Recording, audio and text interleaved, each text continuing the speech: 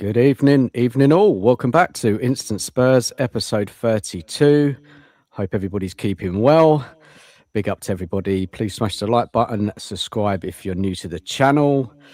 Yeah, it's a bit of a late one here. Cheers for everyone watching. And subscribe to my guests as well. I'll put their links in the chat throughout the evening. So tonight, guys, we'll be looking back at that Spurs win over Chelsea, 2-1. Great to beat Chelsea, especially with 10 men. But, as it is normally with the Spurs fan base, fans are getting a little bit carried away again. But there's nothing new there. So we'll look at the positives, the concerns, and really try and look at it from different angles about the game today. And then we'll be discussing the Cody Gakpo rumours. Already see some comments in the chat about it. So we'll go over that player. Is there anything in it? Is it true? I don't know. I think it's just ITKs for me. And if he does sign, is that what Therpy was indicating? Is that the bomber he was talking about? So then we're going to move into kind of the main subject of the show. Second part of the show is, as you see the title here, big name or best fit. And I'll be profiling a number of players that Spurs could sign. So everybody get involved with those players in the discussion. You might like them, you might not. And really, if any of them really are kind of game changers to this team, because I feel that we do need some game changers in that final third. So look, as always, guys, get involved with your comments. Much appreciated. We'll try and get through as many as we can throughout the night. I want to hear what you're saying about the game today, the Chelsea match, players' performances, anything of note. Talk about Cody Gakpo, and then also about these other players that I'm going to bring up. So, guys, hit the like button for us. Subscribe if you're new to the channel. Much appreciated. And, I'll get the other guys' links up shortly. Cookie, mate, thank you so much for coming on. How you doing, buddy? Sorry, Dan. I was just lighting my candle in my room. A bit chilled one. Yeah, I'm good, man. I'm good. Big up to everyone in the chat. Scotty, Adrian, Dan. Have a good evening, and let's get into it. Yeah, everything's cool, man. Usual story. Had a day off a bit this morning. Did you? Well, you're live this morning, mate. No. I forgot that the match was on. To be honest with you. Of course. And, I'd asked Mark to set the stream up, which he did, and I just cancelled it last night. So it was pointless going on. There's too many people on, and I wanted to listen to what people had to say. In the WhatsApp groups today, which I did. So it was very interesting. There's about 10 watch-alongs, weren't it, for this game? There was a few, mate. There was a few. So it was just, Good stuff. Good stuff. Cheers, Cookie, for coming on, mate. Appreciate it. And Adrian, mate, how are you? Thank you for joining us as well. Yeah, I'm fine. I think it was about a cough. There's no particular reason. Yeah, I'm fine. Still feeling warm. It's a warm evening. I'm still, but I'm fine. You're good, yeah? You enjoyed that game this morning? You watched it? Yeah, I watched it. Yeah. It was. You take what you can from pre-season friendlies, don't you? Yeah. But there's some talking points, so we'll get into it. So thanks for coming on, mate, and I'll get both your links up shortly. And Scott, mate, thank you for joining us as well. How are you? Yeah, doing well. Got up early to watch the game. What time's that? The game started about 3:45 a.m. my time. Cool, that's usually I wouldn't be getting up, but I've been having pretty terrible sleeps. My back is killing me, so lying in bed is a problem. So it was easy just to get up because I was up anyway. So watch the game. I think there's some good things, some bad things, some somewhere in the middle things. So happy to talk about all that, and with always the understanding. Everybody here knows it's just preseason. We're not basing all of our opinions based off preseason, but there are things that you can take from those games, I think. So, yeah, some same old stuff, isn't it? We'll get into same old problems, but it's preseason, like you said, Scott. How much do you read into it?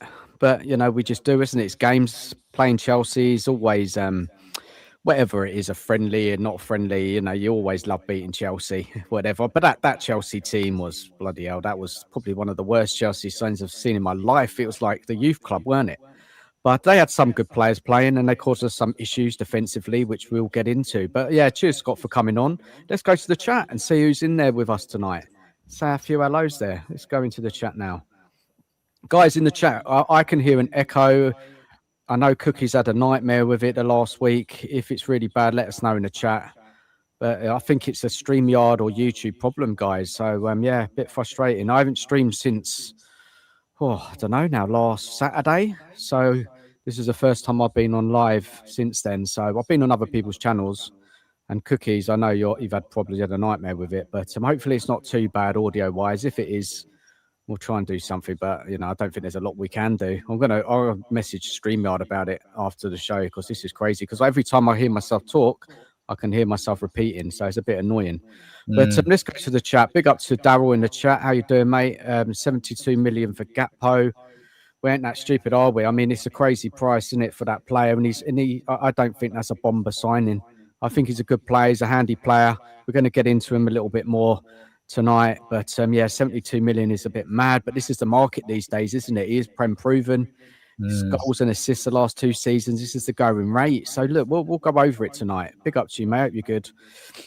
Eddie said Ferran Torres has informed those close to him that he wants to join Paris Saint-Germain. Well, So do I want to join Paris Saint-Germain as well. Do I blame him? Do I blame him playing there? It's a lot of competition at Paris Saint-Germain. They've got a lot of forwards there. Haven't they just signed in another one? I think Barcola talk as well, going to Liverpool possibly. Who they signing again, guys? Paris Saint-Germain. Remind me. They signed Akliouche and they're getting Guts. And Gots, yeah, that's it. Gots, yeah, that was a couple of days ago, wasn't it? Gots today. All right. Well, they haven't. I think Akliouche got the Here We Go today, and Guts doesn't have officially Here We Go. But once Paris Saint-Germain gets those kind of talks going, they usually seal the deal. If that idiot Langer had done some work on a January transfer window, we could have got Akliouche. I like him. Yeah, another one going, isn't it? Another one, and I know Mika Gotts. I mean, who's it is obsessed about Mika Gotts? I'm sure it's Rowley, isn't it? Cookie, always banging on about Mika Rowley Gotts. and John Stokes. John Stokes, that's it. But listen, always. I've got to say, right? I know he ain't done it in the Premier League and all that, and I get that. Right? But if you put and I've seen his map thing, what he does, yeah, and I know it's stats, and I don't really go on stats. I like to see the player play, which I have done. I've seen bits and pieces of him, but if you look at his stats board, yeah, it's fantastic. Yes, he hasn't done it in the Premier League, but how are you going to know? How are you ever going to know? And I ain't paid a fortune for him either, I don't think. I've not offered a fortune for him. It's not like he's like 90 million or anything like that. So they're saying they can't hear me. I can't turn this up much more than it's up. I can hear you. I can hear you, all right. You're all too loud. They're all saying in the chat they can't hear me. Oh. Well, I can hear you clearly, so yeah, I can hear you. In the chat. Shall I go out and come back in again? Yeah, Cookie, try that, mate. Yeah. All right, bear with us a sec, chaps. Big up to Benji as well, mate. How you doing? How's your new channel going? Cracking show the other night, mate. Big up, Dano. That forward line is trying to win a sword fight with a... What's that? A twidget? Or what? A what? I can't read that. What's he saying? With a twidget. Twiglet? Twiglet. That's it. Twiglet. Yeah, that horrible crisp. I ain't had one of them for years. Do you remember them, Adrian? Twiglet, you have it with a pint of beer. Yeah, they taste of Bovril or Marmite, don't they? That's it. That's the one. Needs to be fixed pronto, mate. I mean, look, that kind of bomber the other night. Therpy saying there's a bomber on the way. Kind of obviously, I'm sure the club does this on purpose when the fan base is getting a little bit fidgety, a little bit worried, and then they drop this news. I'm sure it's all done on purpose. But look, calm the fan base down. But yeah, I'm sure in a few days' time the fan base will be going, where are those forwards? When are they coming? This is getting nearer to the start of the season. The more pre-season friendlies, we must get them into the club. Crazy stuff. Big up to you, Benji, mate. Hope you're well, mate. Big up to Guy as well. Oi. How you doing, Guy? Hope you're well, buddy. And Daryl says 50 million euros for Mawani. Geez, football is, mate, honestly. That's crazy, man. That is crazy. Scott, man, I don't think it's you, buddy. You're fine. Totally fine, mate. No issues that you're in there. I just saw your message. Oh, I was saying Cookie's gone and the echo's gone. Is it my end? No, it's not my end. Guy said it in the chat. You don't have the echo anymore. The echo's gone. Yeah. I can't hear the echo anymore. Can you hear it? No, it's gone. Something to do with Cookie's setup, isn't it, mate?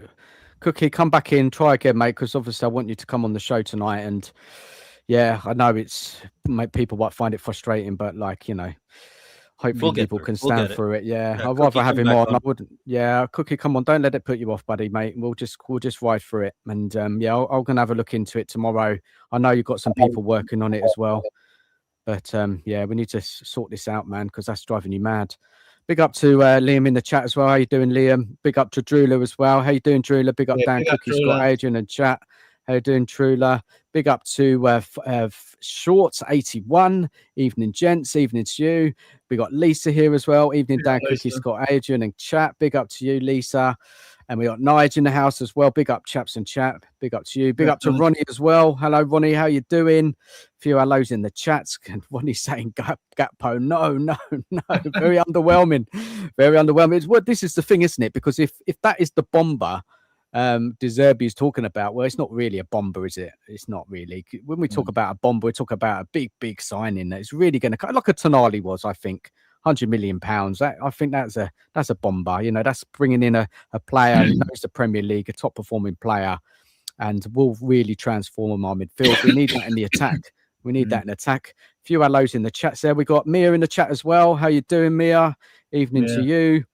Just want to make sure covering in as few people talking about the Echo. Big up to Anthony as well, man. How you doing, Anthony? Big up to you, mate. Vindaloo's in the chat as well. Eyes. What do you know, mate? What do you know? Tell us. A few more messages in the chat. We've got the aspect of as well in the chat. Evening to you. Hope you're good. Big up, guys. Just want to make sure I covered everyone. Yeah, one Spurs Kings in the chat as well. People want to pay 70 million for Savina with 2 goals in 2 years, but not Gakpo. It's just, isn't it? Like fans' opinions on players. That's it. No one's ever going to agree on it, are they? No one ever going to agree on that sort of stuff. Big up to Richard James in the chat as well. Mark is very quiet. That's what he's talking about. They're talking about Cookie in the chat as well. Let's make sure I've covered everything. Yeah, here we go. I just want to bring up guys' comment here. The whole thing about the bomber from De Zerbi, every manager we've had has said, yeah, we need more signings. Let's bring in Cookie. I think there's a word bomber and all go le crazy. Cookie, mate, you're the problem, buddy. Sorry to tell you. It is you, but I want you to stay on the show. Don't let it put you off. As long as everyone's happy in the chat and on the panel, we're going to kick on with the Echo, buddy. Yeah, we'll just turn on. Maybe Cookie, when you're not talking, mute yourself. Maybe that will help. Yeah, okay. Is that all right, mate? Because I want you involved in the chat. I can hear myself echoing there as well, mate. Yeah, have you got? I mean, like, I'm not saying you don't know what you're doing, Cookie, but have you got echo cancellation on your speakers when you go in your settings? Doesn't make the slightest bit of difference, mate. Okay, fair enough. Yeah. But I had to ask. Yeah, of course. Yeah. So what we'll do, Cookie, I think when you're not speaking, just mute yourself, mate, if you don't mind. And yeah, we can kick on, mate. Yeah. It's very loud here, the echo, mate. You didn't echo again. I can hear myself now in this. I can't. No, I can. Mate, what you thinking? You want to stay? Yeah. I'll try and sort out the settings because it ain't fair, mate. You just do your thing. I don't know what's going on here. Chris is saying I'm quiet. I can't turn it up no more than it's turned up. You're blaring out at me, you lot. But is your new microphone plugged in, Cookie? No, it's not. It's not plugged in? No. Plug it in, mate. Let's see how it goes. No, Put yourself on mute and have a play around. I'm going to pass, man. I'm going to pass because I don't want to test on someone's stream. Yeah, I'll have to get hold of Mark. And you carry on. I'll see what I can do. All right. All right, buddy. If you want to come back, mate, you've got the link. Just come in, mate. No problem. Yeah, will do. Okay, thank you. Cheers. Bye. Cheers, mate. If anybody in the chat wants to come on, let me know. I'm not going with loads tonight. I just want 4 of us on there. If anyone in there, first come, first serve. Just put a note in the chat, and then I'll get you onto the show if you want the link. Cheers. And Cookie is welcome to come back on. Richard's celebrating that we've missed out on Mawani.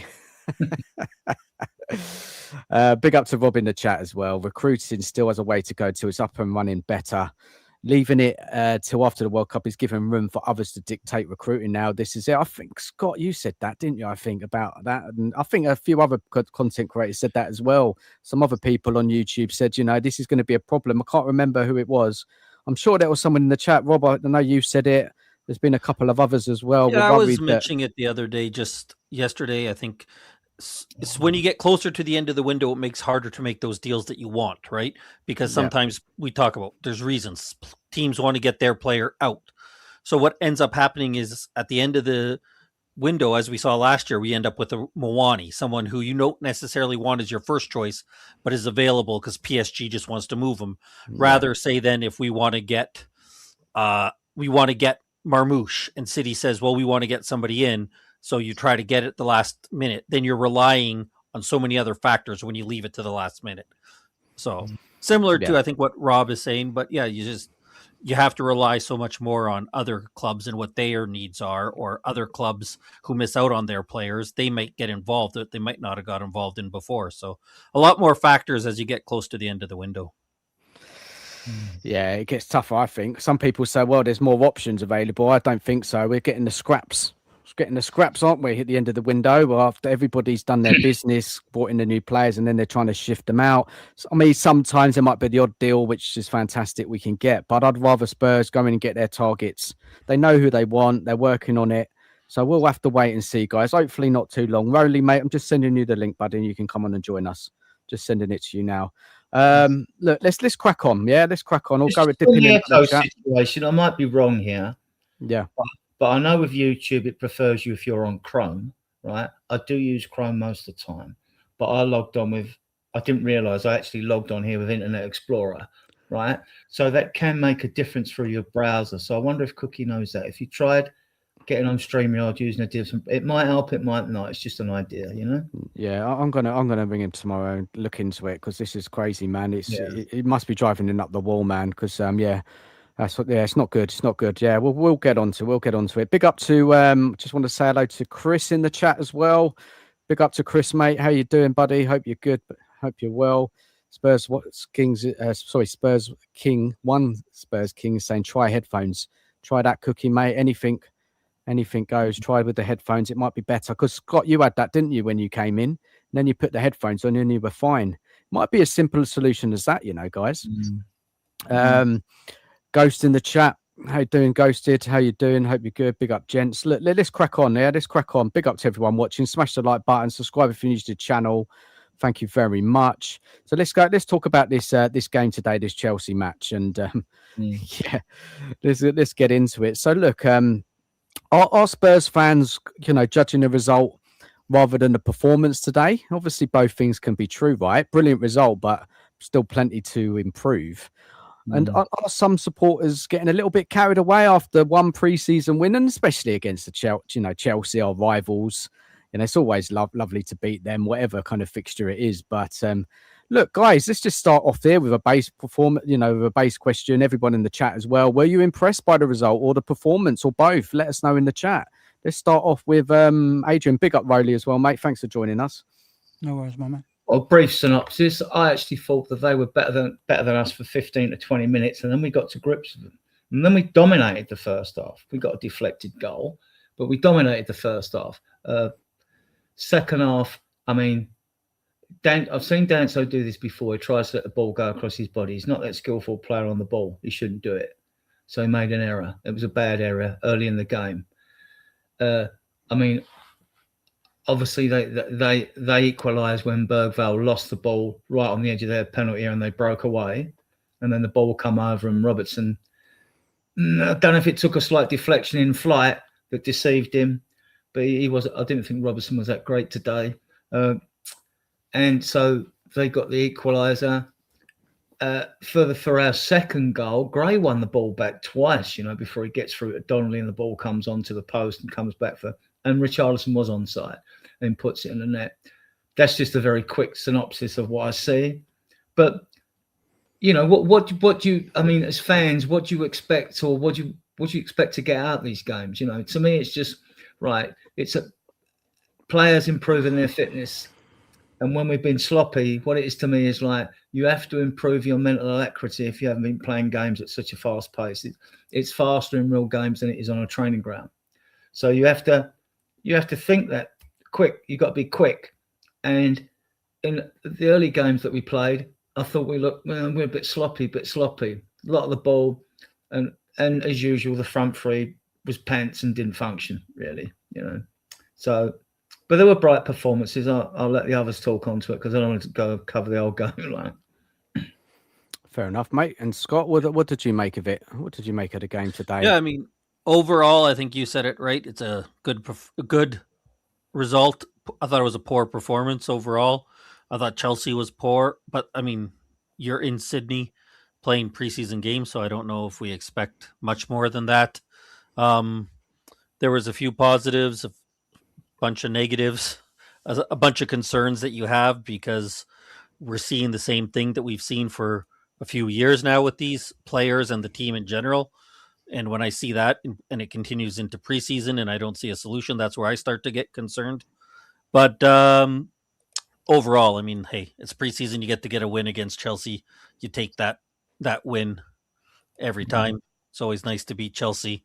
But yeah, I thought performance, I don't think really anyone on either side really stood out in a lot of positive from either side. It looked like a sloppy Australia preseason game from two teams that aren't quite up to speed and didn't have a lot of their top players there. Look, we can go over the positives first. Chris, mate, we might come back to that question, mate. I'm going to star it for a bit later. Yeah, because it's a good one. And yeah, I'm sure you want to hear what Scott's got to say, or all of us maybe. You'll come back to that, mate. I'll star that one for later. Rowley, let's go to you, buddy. How are you doing, man? You all right? Yeah, not too bad. Yeah, I mean, I saw the game. It was a nothing game, really, wasn't it? It was a bit handy, a bit hands-on, wasn't it? As it always is with Chelsea. Yeah. There's a bit of fun on the pitch. There's a bit of pushing and shoving and things like that. To be fair, we should have went down to 9 men because that tackle by what's his name, Gallagher, was outrageous, wasn't it? It was outrageous. That's what you want, though, isn't it? Yeah, but I mean, any other time that would have been a straight red. Yeah. Yeah, he's got to keep his head when we actually play Chelsea in the league. We don't want him going mad like that. But he's trying to impress, isn't he, Gallagher? I don't think he's had the best start at Spurs. Join us. He came to Spurs. We were a bit of a mess, really, under Frank. And then we had bloody what's his name took over, and someone I don't really want to talk about my lot anymore. I mean, it's always nice to win against Chelsea, obviously. Yeah. It's just a bit of bragging rights in it anyway, but it really means nothing. All right, well, let's go some positives then. Rowley. I just go to about Mateus Tell? I wasn't impressed with him at all. Well, all right, let's save Tell. Kinski.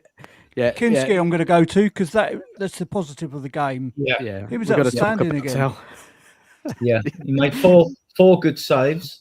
He was outstanding. And his kicking and passing were good as well. I mean, it's still a small sample on him. He only played them 7 games last year. It's too small a sample to judge him because it's, where I'm going on podcasts after fan base, we need a goalkeeper. He isn't good enough, blah, blah, blah. Well, the only way you're going to find out if he's good enough if you play him, right? So far, since he come back from the Atletico Madrid debacle when he was picked to play a game in the pouring rain and a tough place to go, where's he screwed up? He hasn't really. No, I honestly think Kinski had a really good game. Really good game. He didn't really put a foot wrong, did he? Well, what do you reckon for the first goal? Could he done better for the first goal we conceded? No, not really. No, I don't think so because it was too close to him. Yeah. The player was way too close to him, and he couldn't do anything but just put his arms out really because he was just so close to the guy. He couldn't, get angles or anything. He just spread himself wide, and the guy put it past him. So look, I think to kind of point out that fault. Oh, sorry, Scott, I'll come in a sec. I think to point out that fault. Overall, his game was good, wasn't it? He made 3 cracking saves. He's passing out from the back. And, we see the compilation videos. There's so many about, how he's using the ball from the goal kick. And fair enough. He's doing okay, right? He's doing okay. But again, this is a pre-season friendly. I want to see him going, in the Premier League when the season starts and see, when the pressure really starts to kick in and see if he can stop, consistently kick out from the back like that. I hope he can. He can, because this is what the club's going for. For me, I think the club should have gone in and got a better goalie, or a better goalie than Dubravka, who could actually challenge Kinski for that number one spot. But hey, the club made a decision. De Zerbi really likes him, and it's on him really now, De Zerbi, because he's made a decision that, he's the number one. Scott, come in, buddy. What are you going to say? Yeah, I mean, I think he could have done better on the goal in terms of his positioning and reading the ball as it's coming in. It took a bit of a deflection, but I think he could have. I'm not saying it's his fault. I just think that when I have concerns about Kinski, it is his positioning. And we've seen at times, even on his saves, right? Some of his saves where we've been impressed with during those 7 games were made a little bit more difficult for him because of poor positioning. I think overall, those 3 saves were great. We've seen today, I would say it's what we've seen from him. Some great reaction saves, some great play with the ball, a little bit concern about his positioning, a little bit of concern about him reading balls coming into the box. And for me, I thought overall his play was good with the ball at his feet. There was a few errors, and I think we're going to get that with him. But you probably get that from any keeper that has his level of ball skills and confidence, is that every once in a while, I thought there was 1 or 2 passes that he made which put us under pressure because he tried to do a little too much. But again, that's what you're going to get when you have a player playing like this, right? That's kind of what you have to take. So I think overall, for me, I still have all the concerns that I had before of Kinski, and the positives that you see from him were there as well. So the best save was the deflected one, which he pushed onto the bar. That was a world-class save, in my opinion. And the other one, I think it was Robertson, who tried the dodgy back pass and he saved it with his knee, virtually. See, this is what I'm talking about. This is when you get game time. You don't do those things when you're like, your mind's well tuned to playing football. Those errors don't happen. We rode their luck. They had about, 3 or 4. They had about 4 good chances, didn't they, to beat us? It was a fantastic save, wasn't it? The one onto the bar. Oh, wasn't it? Superb reaction save. It was fantastic. Yeah. I think one was a great save. I think he had a good performance, guys. I really do. I think he was good. I thought he was good in the game, and I think with the way Spurs are going to plan to De Zerbi, that he's going to be like a third centre back. He's going to basically he's going to come out. You can have the 2 centre backs either side of him, and this is how he's going to play. He's going to try and beat the press. This is what I've been looking at with the tactics. A big positive was the character they showed when Danso got sent off after 3 minutes in the second half. That was a big positive. And then to come up with a winner, this is, other managers we've had would have sat back and gone for the 1-1. And I bet when Danso got off, I thought, well, we're not out of this, right? But all right, we made life hard for ourselves, because when you drop down a man, it depends on the opposition as well, because you've still got 2 banks and a single striker normally, because they normally take a striker off. So you actually set up the same way when you're defending anyway. Even when you've got, as if you usually got an extra attacker on the field. I thought Malak come on. He made a good block on the inside post, didn't he, when he came on Hardy? But these kids are not going to get a chance, right? And obviously Kieran Martin, went down. He's actually a midfielder in the under-21s when I've seen him, right? Kieran Martin, But it looks like he might have a career as a fullback for a club somewhere, because where's the doggy, guys? Where the hell is the doggy? He's got a slight knock. Well, he's always got a knock in it. This is the problem, isn't it, with Udogie, mate? He's not played 1 pre-season game. I mean, this is why we needed a better left back. Because Robertson, we're going to go on to him shortly as well, because he was at error for that goal, in my opinion. And exactly the worries. It started with Bergvall. It started with Bergvall. He lost the ball at their end, right? Yeah. And they quick break and they scored. And the ball did take a deflection, so, But look, you could break that down. There was error with Gray, didn't stop the cross, didn't get close. Then Van Heck came out. I think a bit of confusion there. They didn't stop the cross, and it was just a header there right at the back post. as you guys know, what happens is like the fan base will blame the player in the phase where the mistake happened that they don't like, right? He'll be the one that gets the blame, right? Then everyone else will come up smelling of roses. But you got to look at every area of the phase. It wasn't just Robinson, Adrian. There was a number of errors in there. But Bergvall got bullied off the ball. Gray, he's not a right back, is he? This is the problem, isn't it? And they made him captain today. I don't get it at all, but whatever. But look, one Spurs king in the chat says just friendly, but beating them in the last minute winner after 45 minutes of 10 minutes. It was nice. I mean, it was good. I didn't expect that to happen. They're being meltdown, aren't they? Their fans, and that gives me a warm glow inside right now, and their fans are being meltdown, right? Yeah. And they'll say it's only a friendly, it don't matter, really. They really wanted to beat us, right? And down to 10 men, we just embarrassed them now because we nicked the game. Yeah, but they had a load of kids playing. I thought it's a youth team, so many young players. I think Scott, you said something in one of the chats about it's all well and good, isn't it, beating their youth team? Yeah, I mean, look, it's fun. We like to beat Chelsea, but let's be honest, the people that were on the pitch for us, like Donnelly creating the goal, and their goalie and their defenders aren't going to be playing in the Premier League. So we take the win, but it's not like we were embarrassing their top defenders or anything like that. But it's like you said, you take the win any way you can get it, especially against Chelsea, because we know we never beat them no matter what. So always good to beat them. It was nice. Cookie, mate, you got no earphones, buddy? Is there an echo? No. Oh. Yeah, there is. The echo's back. Have you got any earphones, mate? You got them in? Are they connected Bluetooth? Yeah. This might be pissing in the wind, Cookie, but what browser are you logged in with in StreamYard? That's far too technical for me, Adrian. I've got no. Well, no, I mean you're using Chrome, Internet Explorer, Firefox. Have you got Internet Explorer as well? Have I got what? Internet Explorer.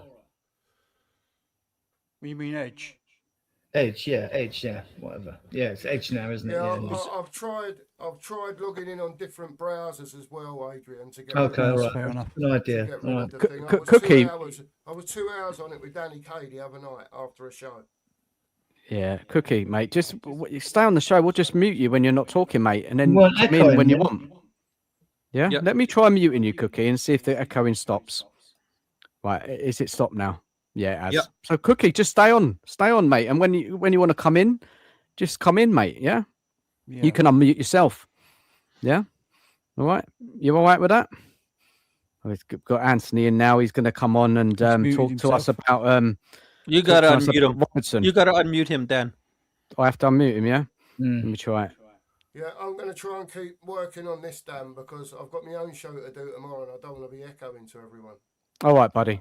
All right. If you sort it, come back, mate. Yeah. And I'm definitely not going to spoil this one. So if these don't work, then I've got no chance, mate. Everything's set.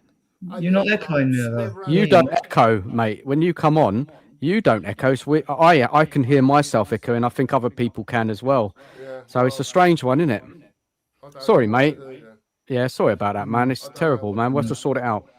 Yeah, it's what it is. Okay, chaps, have a good show. See you later. Right, take care, Cookie. Let's bring in Anthony here. Anthony, mate, how you doing, mate? You look like you just got up, Anthony. Oh, fucking sounds done. Oh, sounds done. Fucking, it's typical, that is. I don't know what happened there. I heard him. Yeah. Anthony, mate, we all heard you. Come back on, mate, when you're ready. Here he comes. Anthony, can you hear us? Yeah, sorry, the sound went. As soon as Cookie come out, my sound went. Wow. We can hear you clear, mate. How are you, buddy? You okay? Yeah, not bad, you? Yeah, I'm all right. Watch that game today? No, to be honest, I don't really pay too much attention in friendlies. I just saw the highlights. Oh, mate, you're missing a lot there because we had your boy playing. At left back today. I saw that and I was like, when I saw that, I was like, just like, Robbo, what are you doing? You let me down. First game he starts and he does that. Oh, but man. Here's a friendly. Yeah, but mate, this is, yeah. You better get used to it. No, I think he'll be a good sign. I'm sticking by that. Any PC winger. Season, man, sir? Any pacey winger, any skillful winger, anyone with a bit of pace, this is what's going to happen when in the Premier League. It's just going to get done. Man. It's going to get done. He's going to be on toast, I'm telling you. Well, we'll see. Oh, Roddy, I'm so glad Mita Dots is like down to PSG. I'm so glad. He's not going. Well, I say that. It's a thing now saying that we could hijack him. I've not heard any. Has anyone heard? I've not heard any of that. Have you? Well, Rolly, you're reaching now, mate. No, seriously. Send us the link, mate. I think I saw a link from somebody on Twitter called Bikeryid said we could. That's said it. he thinks we can hijack it. Listen, he knows what he's on about. Believe me. Oh, anyway, let's stick to the positives now. We go back to the negatives. So Carl said, even to you, Carl, I says, I can't even pronounce this bloke's name. How do you pronounce it? Mayton? Karamatton. Yeah. Karamatton, isn't it? Karamatton, yeah. Would have been a worldie and cracking shot, and then he got injured, didn't he? Which was a shame for him. This is what it is. That pitch was terrible, wasn't it? When I was watching it was it pissing pitch. down? Was it pissing down? It was actually a rugby pitch. That's why it was clumps all over the place. Oh, I didn't notice. I noticed in the Auckland game it was raining, right? But I didn't notice. I blame Russell quite in the. He's Australian. He's there. He doesn't take care of the pitches out there. He's causing trouble everywhere. So, Russell, did you go? I don't know. Did he go to the game? I think he went to the Sydney game. He was at the Sydney game. I don't know if he was there today. He can 80. Did you look for him, Scott? There was only 80,000 there. Yeah, I was one or two people. I was looking for that one Tell jersey so I could pick him out, but. Yeah, this is an interesting point, Rob. We're going to come to the Danso a bit later. Yeah, we've got to talk about it. Big up to Russell. He said in the chat there. Big up panel. Big up to you, Russell. Mate, hope you're well. The game was it only on Spurs Play? Look, it was on Spurs, but there was links on the Fire Stick and everything, mate. You know, it would have been on Aussie channels and things like that, wouldn't it? As well, minimum, So I'll say I didn't watch it on Spurs Play, but I watched it. I watched it on Spurs Play. There's plenty of links online, and I never had a problem with it. It was good connection. Good. Yeah, it was pretty good. It's pretty good. Yeah, when the Premier League starts, it gets a little bit harder. But yeah, well, let's not talk about that here because YouTube won't like that sort of shit, will they? You didn't hear that from me, right? I can give you loads of links and all sorts of stuff going on. VPNs. Yeah. Let's. I watched it on the Fire Stick on Spurs Play. Let's put it that way. Yeah. All right. Let's leave it at that. Okay, so we've already talked about Kingsky. We talked a bit about the winning mentality, beating Chelsea with 10 men, good resilience, good character. Does that show a different mentality under De Zerbi? It's too early to tell for me. Too early to tell. Tonali's performance, guys. What do you make of him? I thought he was okay. good. Yeah, it was okay. And he was. I like these quick, short passes. He's got the vision. See, he's got the speed of thought to put these passes through. I like that. Yeah, and he gets stuck in. And I'm so looking forward to him and Fernandez playing together because they are fast players. They reach. Fernandez injured. He's got a knock apparently about. Don't talk to me about injuries, man. I'm gonna.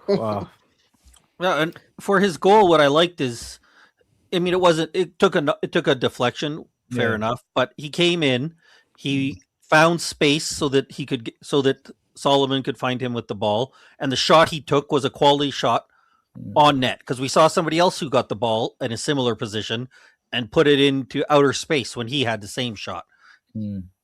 So what it was great about Tonali is that he put that ball right in a dangerous spot so that it could have a chance to either go on net, take a deflection there. Not amazing, but that's what you want to see. And I don't think he was, and I wouldn't expect him to, but I think he showed his quality. He had a solid 8 out of 10, 7 out of 10 performance, which is what you want to see when you bring him in. You want him to stand out, and I think he did stand out. And I'd say the same thing. I thought Van Hecke was the same as a new player that came in. Yeah. I thought Van Hecke looked impressive as well. Hugo Films, they do post the vignettes of what the player does during the game, each player does. And I posted a lot in a WhatsApp group, and I sent you a load down so you could look at individual players' performances. Because you can miss it. You don't take everything in games. And sometimes I think, I didn't realise this player actually played that well, if your concentration's not on. I actually thought Ben Davies had a very good game as well. I mean, he made that save when is it Pedro or something got through, he come across, and timely interceptions as well, you know. So I thought he was good. Van Hecker was good, and a bit like they were looking, Davis and everyone else. When you know you can't progress the ball and he can, they were looking to give him the ball at the back all the time, Scott, weren't they? Van Hecker when he's there. He only made one long angle Toby out of a pass during the game. I think our pressing was good, wasn't it, Adrian? Yeah. The pressing was very good. Yeah, breaking down the play was very, very good. But honestly, in the final third, we had no one really. Solanke weren't really up to nothing, was he? No. Do you know what I mean? Tell was hitting a shot 10 metres over the bar. Do you know what I mean? He went on a lovely run into the box. Yeah. Went on a lovely run, beat a few players, then run out of space, didn't he? Straight into the keeper. Yeah, and Solanke was moaning at him, but Solanke had two players near him, so I don't know how that would have worked out. Yeah. Again, no end product. That's the thing with him. No. See, he's talented. That little run he had, though. I see that little run he had in the box where he probably should have passed it, actually, but that little run was pretty good. But then he had another one just before where he blazed it over or something, eh? Yeah, he put it 10 metres over the bar, mate. You know what I mean? He didn't even hit the target. All he had to do is beat the keeper. He's got quick feet. He makes a bit of space to get a shot off and then misses the target. When he does... but when he does go through the players, he either runs into the keeper or he just runs out of space. Let's talk about Tel. Right, I think we've done with the positives now. I think unless anyone has any more positives from today. Well, my take is,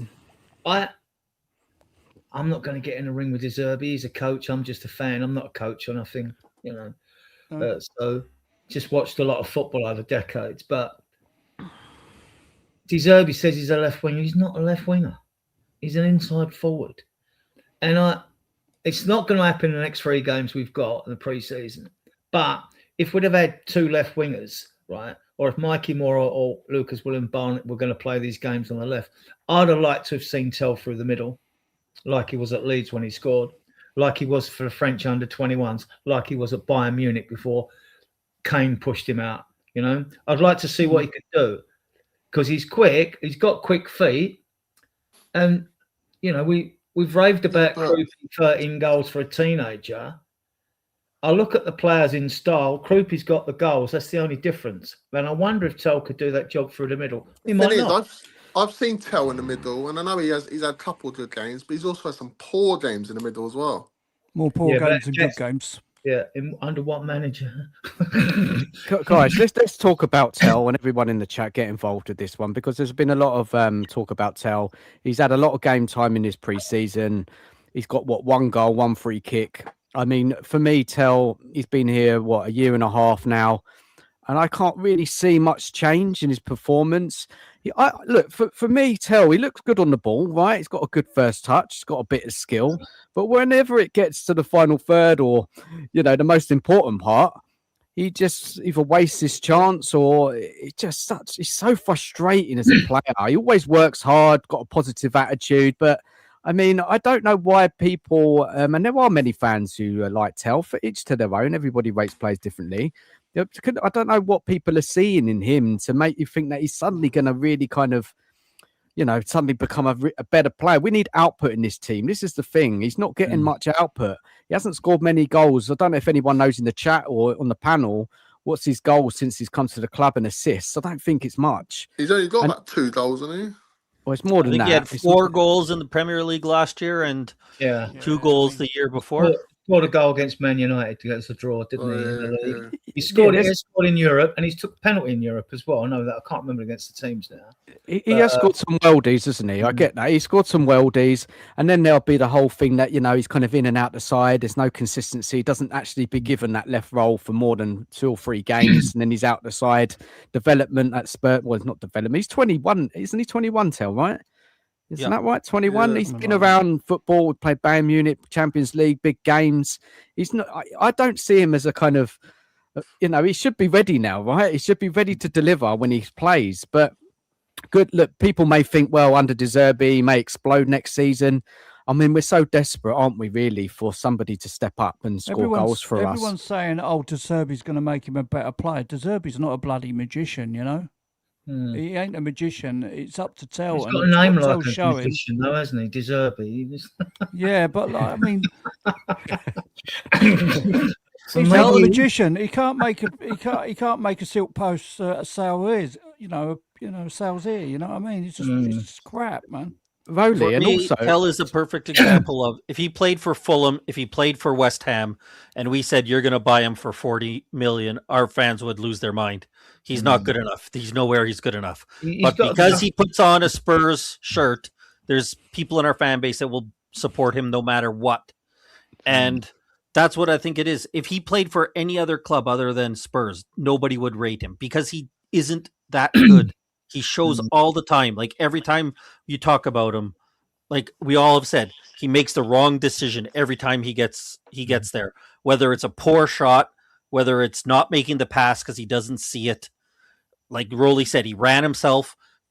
He beat a defender, ran himself into the keeper so he couldn't take a quality shot. Didn't notice that Solanke was there.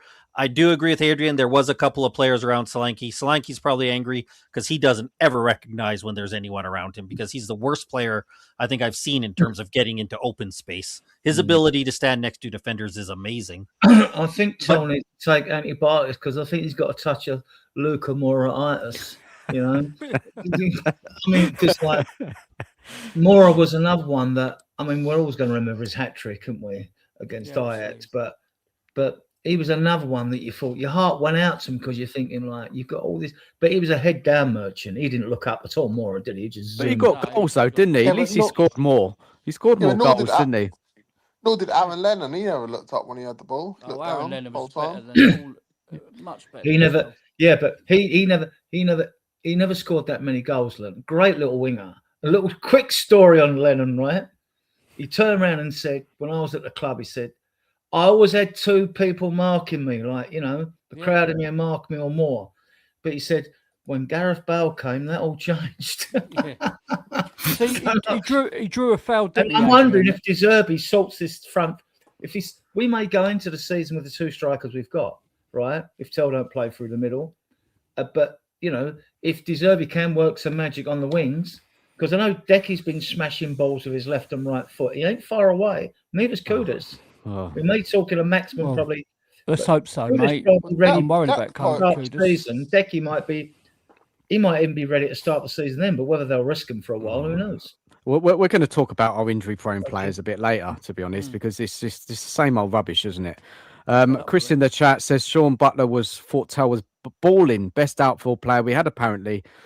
Look, everyone's got their own opinions on players and what they watch in a game, but I just don't see it. I do not see it. And looking at the chat, a lot of people don't seem interested. Fair to the player. He didn't have a bad game. He's just no end product. He didn't have a bad game. He looked the liveliest wire on the right. Having said that, doesn't he always play like this? He pulled back to the goal, didn't he? It looks like he's going to do something, but never really does. This is Tell. There's no different. This performance is no different to the other performances he's had.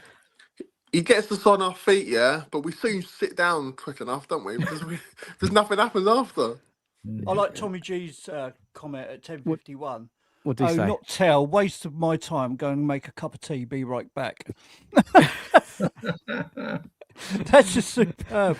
I think you can't be asked. Look, the reality is we've all spent time on YouTube talking for the last 3-4 weeks about how badly we need left wing striker. That to me shows that Tell isn't what we need. He's not good enough to be what we need because I think even his biggest supporters agree that he can't be our starting left wing. He's not good enough to be our starting. I don't think he's good enough to be a depth player, but he's certainly not. We can't go into the season with Tell as our left wing number one. That can't. If we want to be serious, if we want to finish 10th to 15th, sure, no problem. But if we want to be in the top half trying to get into Europe, Tell is not a winger that gets you into Europe. Look, I don't rate him at all. I don't understand the signing myself. He came with a bit of a reputation. I think a lot of the fan base were happy when he came, but after the first 6 months, I thought I wouldn't sign him. Bayern player, wasn't it? That. It's got a Bayern player in. Bayern ain't stupid, man. They saw he weren't up to it, and they got him out, and they got a lot of money for him as well. Maybe he just needs another club and maybe guaranteed starts every week. He might do something, but I hate all this waiting around for players that they're going to come good. How long do we have to wait for a player to come good these days? Gray's another one. Bergvall's another one. I know they're a bit younger, but we need to move on for these type of players. Bayern Munich fans love Tell though. Did they? I read a lot of stuff. Really? They were sad to see him go. I read a lot of stuff. Yeah. I watched that season at Bayern, and he's the same player he is here. The difference is when you're playing next to Kane and some of the other players they have, he got better. But if you watched him, the same problem he had. There's no end product. Yeah, Bayern fans saw that.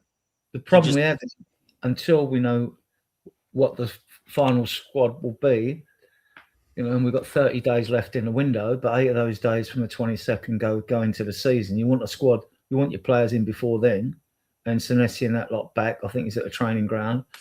But we don't. At the moment, we haven't got a left winger. I mean, you could include Mikey Watt, and we know Luca William Barnett can do it. He won't be going out on loan because he's 17. You've got to be 18 to go on loan. And Mikey Moore will be given another loan as well because he's only 19 in August. Yeah. He's 19 this month. So he'll be going out. So we haven't got a left winger. Adrian, the best winger on that pitch. On the left. Yeah, go on. The best winger on that pitch, it's embarrassing, was Solomon, okay? And Solomon's a championship winger, if that. Do you know what I mean?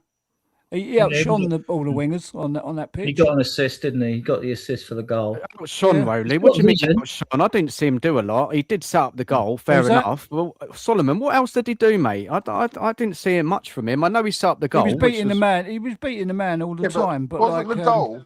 Wasn't the goal just a pass? Yeah. When he first came to Spurs, he was given 2 15-minute cameos. Well, was he better than Tell? Playing on the right. And then he was given a full debut away at Burnley. You remember the game we won 5-2 and Son scored a hat-trick? Yeah. He played on the left, right? So he played on the left and he gave Sonny 2 assists. And this time, when I see him in his cameos, he was head down and all that.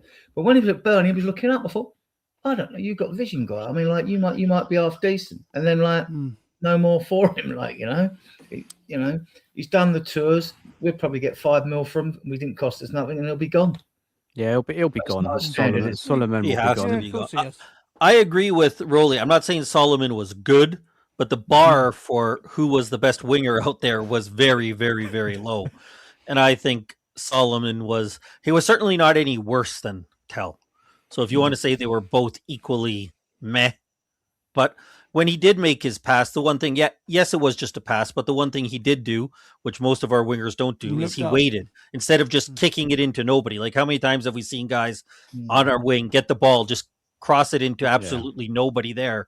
At least to credit to Solomon, he waited until there was somebody there and made a pass that wasn't an amazing pass, but I thought his ability just waiting till there was somebody to actually make the pass. Just basic stuff, Scott, though, isn't it? Isn't it basic? That's not me praising him. That's not like, oh my goodness. Solomon, as Rolly said, is a championship level player. He should go to the championship or he should go to a mid-table team in Spain if they'll take him. I think that's where, or Fiorentina again, if he was there. Mid-table, lower table league team in Serie A. But he shouldn't be here. But he was no worse than Tell today. That's for sure. But Scott, on another hand, if we look at it a little bit differently, and I'm not happy about having to say this, but Kudos gets injured, then who's playing? This is the problem, isn't it? Unless they're going to integrate Mikey Moore or Williams Barnett as cover on the right wing. I'm not sure about that either. So you do need some cover, if Kudos goes down again, because we had a massive problem last season. Yeah, we need 3 or 4 players to come in. And we need them now. We need them right away. Not this week. Not in this week when they get a couple of here we go. They've got to be this week. It's got to be, man. We'll see. I just want to go to the chat and let's talk about Gallagher as well. We'll talk about him and also Solanke. Russell's mentioned and Guy's mentioned about Solanke. We've got to talk about those 2 guys as well. Let's move away from Tell. We just get stuck on it. with Tel. He's just, for me, he's just never going to be good enough. Big up to Mark Taylor as well. 20 joules. Thank you so much, mate. Much appreciated. We've got 107 in the room. Guys, have you smashed the like button? Please smash it if you haven't. Subscribe if you're new to the channel. In a minute, I'm going to get people's links up. I should have done that already. So, yeah, I'll sort that out in a minute. Let's talk about Solanke. Now, he's not fit for me. He's not fit. Solanke, I mean, it looks like he's going to be our starting forward. But saying that, I mean, Richarlison looks like he's hanging about. He's scoring actually goals in pre-season, so he could be starting next season. This is just madness, isn't it? Because we ain't signed a forward. It's going to be either Solanke or Richarlison up front next year, which just kills the excitement, doesn't it? Therpy says, from his talk, he seems like he likes Richarlison. I'm hoping he's just saying that for the media, and he's going to let him go. But he does big him up, doesn't he? He has been. He said he liked Polina as well. Yeah, he likes everyone Therpy. I don't believe him. He was rating Richarlison. He's rating he's just being nice. It's just niceties, but secretly he's probably trying to shift these players out the door. Yeah, I said if he believes what he said about Richarlison, he should be sacked right now.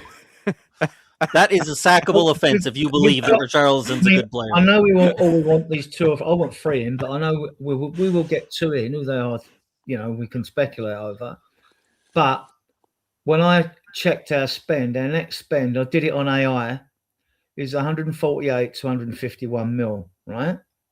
Now, consider this. You sell Bergvall for 60 mil. You get 34 mil for Romero's going now, right? That's 90 odd mil. You sell Ashley Phillips. You got 100 mil. We've only spent 51 mil in a transfer window. So we got loads of money, guys. We should have loads of money. And that's only those sales. You're not talking about getting your Saar as well. Well, Van Hecker only cost us 4 million if you include Vistovic. Guys, can we take this back? Because we've gone off. Adrian, you've completely avoided the question. Solanke. Talk to me about Solanke. Come on. The sample of Solanke to me is a bit small. We got 15 goals when Brennan Johnson got 18 that season. But he only got 8 league goals and I think 7 cup goals in all competitions. His first season at our club. So for a new striker, all right, it's not your fault. You get your chances, you put them away in what competition you're in. So I didn't think he did that bad in his first season. Now he's got injured, like any injured player at Spurs, fans are always on their case. I want to see more of him. I want him to be the striker. I don't like Richarlison, right? He's just, and look, and Solanke, I've said it on so many podcasts, I've seen so many better strikers at this football club over the decades I've watched it. These two don't even come. They pale into comparison to most of them. We've had brilliant strikers at this club, and these two, they're not elite. They're not elite. And we always had elite strikers and wingers and forwards. Always had them, right? And they're not. So we're going to be stuck with one, as you said earlier, Dan. It's going to be Solanke because he's on the longest contract, right? Well, it's both. It looks like it's both, Adrian, the way the manager's talking. That doesn't mean we won't get another one in. What is the point to spend all that money in midfield if you're not going to get a striker in? Because that is where we need goals, man. Well, we need goal scorers. Getting a striker in, we needed to spend a lot of money in every position, didn't we? And we fixed back four in the midfield, right? So even if you thought, we'd all have Morgan Gibbs-White, but he's not really the priority. We need striker or wingers. Bring 2 wingers in. If you can't bring a striker in, bring 2 or 3 wingers in. We need 3 across the front. Desperately, right? Mm-hmm. And if you're getting rid of like squad players like the Bergvalls and the Saars and people like that, they've got to be replaced. They haven't got to be like, we'd sell them because the squads, they're squad players, man. They got to be replaced as well. So there's 5 players there that need to go in the squad this season. As we're stuffed, man, because we've got no depth. Solanke's been the worst player in preseason for us. Today, I think he might have been worse than Robertson. Robertson stood out because he was actually involved. Solanke was never involved. He is so useless. I said it the other day, if we have Solanke or Richie starting for us next season in the Premier League, this window's a failure. This window is an absolute failure. We cannot start Solanke and Richie. But like Rowley said, what's the point of bringing in the top level midfielders, of upgrading your defense, and then just killing your whole team because you have absolute garbage up front. The worst front three. There's not a team. I don't know. I'll have to go look. I haven't looked at the championship because I don't follow it that much. So I'm not including the promoted teams. Of the 16 teams that finished ahead of us last season, not a single one of them has a worse striker than Solanke. There's not a single team that he starts for. Scott, there's only about 4 decent strikers out there, I'd say. You've got, and this is whether you like them or not, right? You've got Torres, you've got Endrick, you've got Osimhen, and you've got Vlahovic. And that's about the only ones that are available. I think Marmoush may or may not be available. You like Marmoush, right? I class him more as a winger than a number 9. Same as I would Gakpo. He's more of a inside forward come winger. I mean, who links up, play well, Gakpo. But I'd class those 4 as number 9s. I wouldn't class Marmoush as a number 9. I think he can. I think because we need a number 9. I think he could fill the job as a number 9. I think the fact he could also move over to the left wing helps as well. I think Gakpo would do a better job as a sort of like number 9, 10 than Marmoush would, to be honest with you. I would love to bring them both in and see how they work. And let De Zerbi work how they use them, how they work. We could do that though, Scott. We could do that because, like I said, if you sell Romero goes for 34 mil, right? You then sell Sarr, right? You sell Bergvall for 60 mil. Ashley Phillips will go for probably about 10 mil, right? You're bringing in over 100 odd million, right? So your net spend's now 51 mil when it was 237. If you took that 50 mil up to 237, you would easily have enough money to get Gakpo and Marmoush or even Savinho. The money's there. They've got to get their finger out and get this done. They're trying because, like, obviously we've got some fantastic players in this club. You know, if you'd have told me we were going to get Tonali and Fernandes at the beginning of this transfer window, I'd said you're raving lunatic. I'd be, putting in a whip for a straitjacket. You know what I mean? So,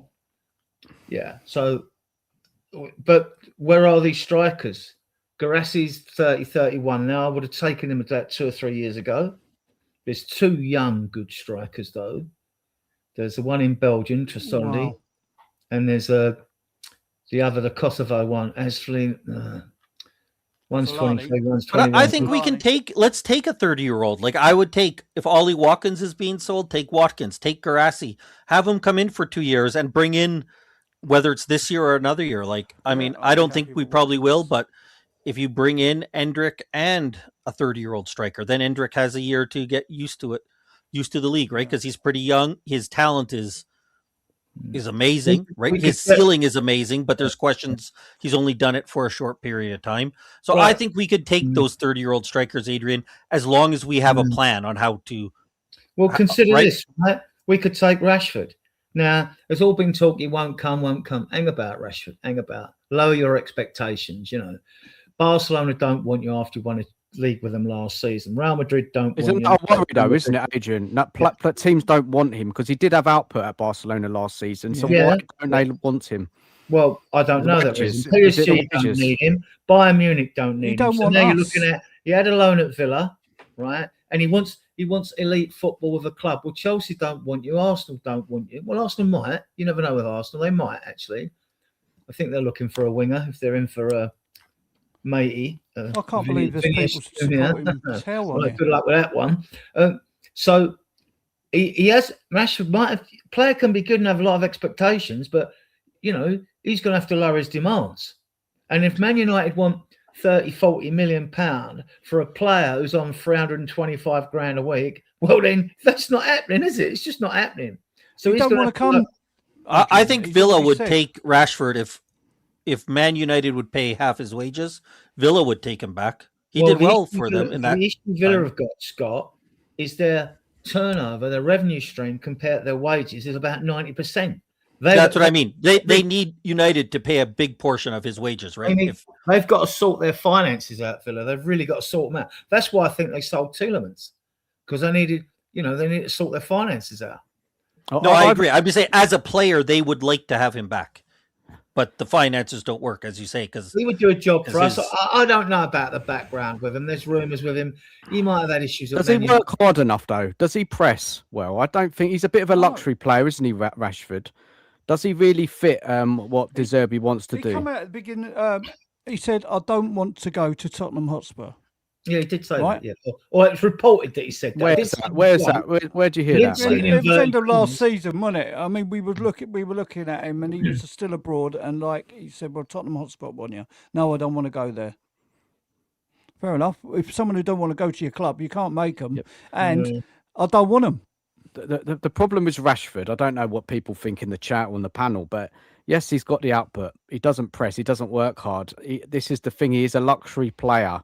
Can we cope with having a luxury player in that forward line when we've already got so many question marks? You can't rely on him. You can't rely on him to turn it on. He does score. He does score goals. This is the thing with Rashford. He will get goals, but it will be frustrating. He'll make bad decisions in the final third. I don't know. There's a few question marks with him, and there's wages as well. He wants so much, doesn't he? He's a bit of sulker, isn't he? Do you know what I mean? If things don't go his way, he'll sulk, and he'll take it. He'll take it out of the team. See, this is a thing we hear all this, don't we? We all this about De Zerbi has bust ups at every club he's been with and things like that. But we don't know what's gone on behind the scenes, do we? It's the same with some of these players. Right. I mean, even with Rashford, I mean, it just seems to be something in the ether about him, though, doesn't it? Like, and you can't quite put your finger on it because we don't know. But he's a quality player. But, I think sorry, Adrian, finish. Oh, no, you guys, Scott, go on. I was going to say, when you said, can we afford that player? I guess the question is compared to what? So if you said to me, for example, can we afford that versus Tell, who does press but has no end product, I would take Rashford that way. But if we can get somebody, if you're going to say Gakpo is going to produce goals and press, sure. If we're going to have, if Adrian likes Marmouche as somebody who's as a left winger better, and he's going to press and give us goals, sure, I'll take them ahead of Rashford. But I think what we're finding now, the more and more we talk, is there isn't really anyone who I think we can confidently say is going to do all the pressing that we want and produce the output. That player doesn't seem to be out there, because we're kind of looking at three guys, I would say mainly the Leao, Rashford, Gakpo, who produce the output to different levels, versus say who all have issues about their effort, versus some of the younger guys who might be able to do the pressing but don't have the output. So Yildiz, I mean, Yildiz can come. That's a no doubter. Right, and you've got, but we've got this thing. Every player we've brought in has been Premier League proven, isn't it? I mean, I watch a lot of videos, especially during the close season. What else is there to do, right? So that Syed El Mala in Cologne. I mean, the guy's 6'2". He's built like a tank. He's built for the Premiership, but I don't know if he's 21. He's young. He might be 20.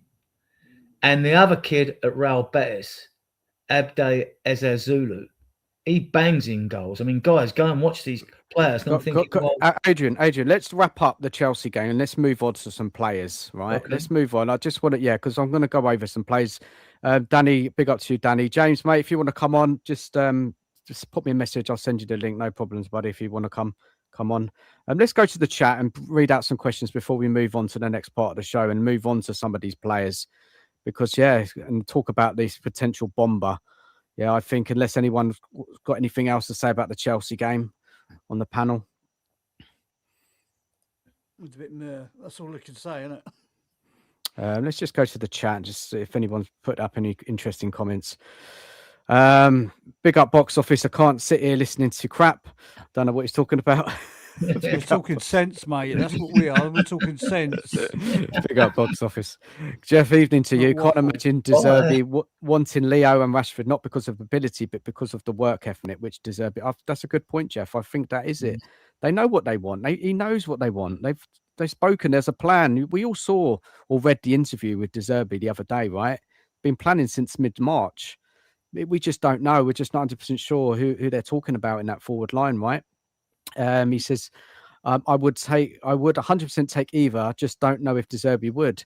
So this is the thing, isn't it, with Rashford? If you want output, he will give you output, right? And this is what this team needs. We need goals. So from that sense, I get it. I get why fans say, just get Rashford in because he does score. And our forward players don't score. So that makes sense. But look, we'll see what happens. We'll find out. But under the Derby system, if you don't press, you're not coming, basically. It's vital to the system. You see it like you see glimpses of it today out there, which Rowley alluded to. He's not going to have any lazy players in the team. Like I'm Billy Big Balls. Like I can just stand up there. That's not happening. None of deserving. Yeah, well, he knows who he wants, and so far he's got what he's wanted, hasn't he? Really, there's question marks over Robertson because we were linked before the Therpy even got here, so I don't really 100% believe that. I think with Robertson, guys, we talk about him. We did talk about him a little bit, but for Robertson, I think for me, I think how De Zerbi can use them. And guys, you might agree, you might disagree. Let us know in the chat as well and on the panel. I think when there's games where we're dominating, probably more at home, that we're trying to push for a goal. We're coming up against a stubborn low block. I think Robertson's a good option to come off the bench second half, give us a bit of width, get some balls in the box. You saw him the other day. He can cross the ball. He can Alex, cross I'll send you the link, mate. Yeah, just bear with us a sec. Yeah, go on, guys. Yeah, I think he's got a whip of a cross, hasn't he? He really has. You know what I mean? He's shown that, but like defending man and like man marking. But talk about what he could offer, Rowley. What I just said about him coming on second half. When we've got all the ball, we've got all the play, we're trying to score. Maybe it's a draw at the time. Maybe we're a goal down. I don't know. Maybe we just need that extra bit of quality in the final third from a cross dropping into the box. We need a winger, don't we? No, Rowley, I don't think you're getting my point, mate. I don't think you're getting my point. He's here. Robertson is here, right? We might like it or we don't like it. How can De Zerbi use him to get the most out of him? Because today we all saw that defensively he's suspect. We all kind of knew this anyway. It's going to be the case, isn't it? When the Premier League starts, he's going to get done by pacey wingers, skillful wingers. I'm just thinking how De Zerbi can get the most out of this player because he still can cross, as I just said. He can still drive into the box, maybe 1-2s. Yeah, and he can create stuff that we need to create, especially against low blocks at home. Do you get what I'm saying, Rowley? Yeah, I still don't rate him, mate. It's not my point. I don't rate him either, mate. I think he's on the decline, but I think that would be great, Dan. I think that would be great if we had somebody, I'll just say because we talked about him earlier in the summer, say we had Neco Williams as our left back. Yeah. Perfect, because he can play 35 games. He can be there time after time. And then, like you say, we get into a game where maybe it's 1-1 and we're down a goal and we're trying to get those balls crosses into the boxes. Robertson can come and do that. The main problem I have with the Robertson signing is he's going to have to play more games than we want him to play because Udogie isn't good enough and Udogie is injured all the time. So that's the biggest concern is if we had a proper left back, an Anthony Robinson in front of him, a Neco Williams in front of him, so that we could use Robertson exactly how you said it, so that he can be a leader in the dressing room that we want. He can be a leader there. Perfect. But to have him come in when we know he's going to have to play a lot of minutes just because Udogie can't be relied on and from his poor play and his injuries, I think it's a poor way to build a squad. I think it's a poor decision that the club made.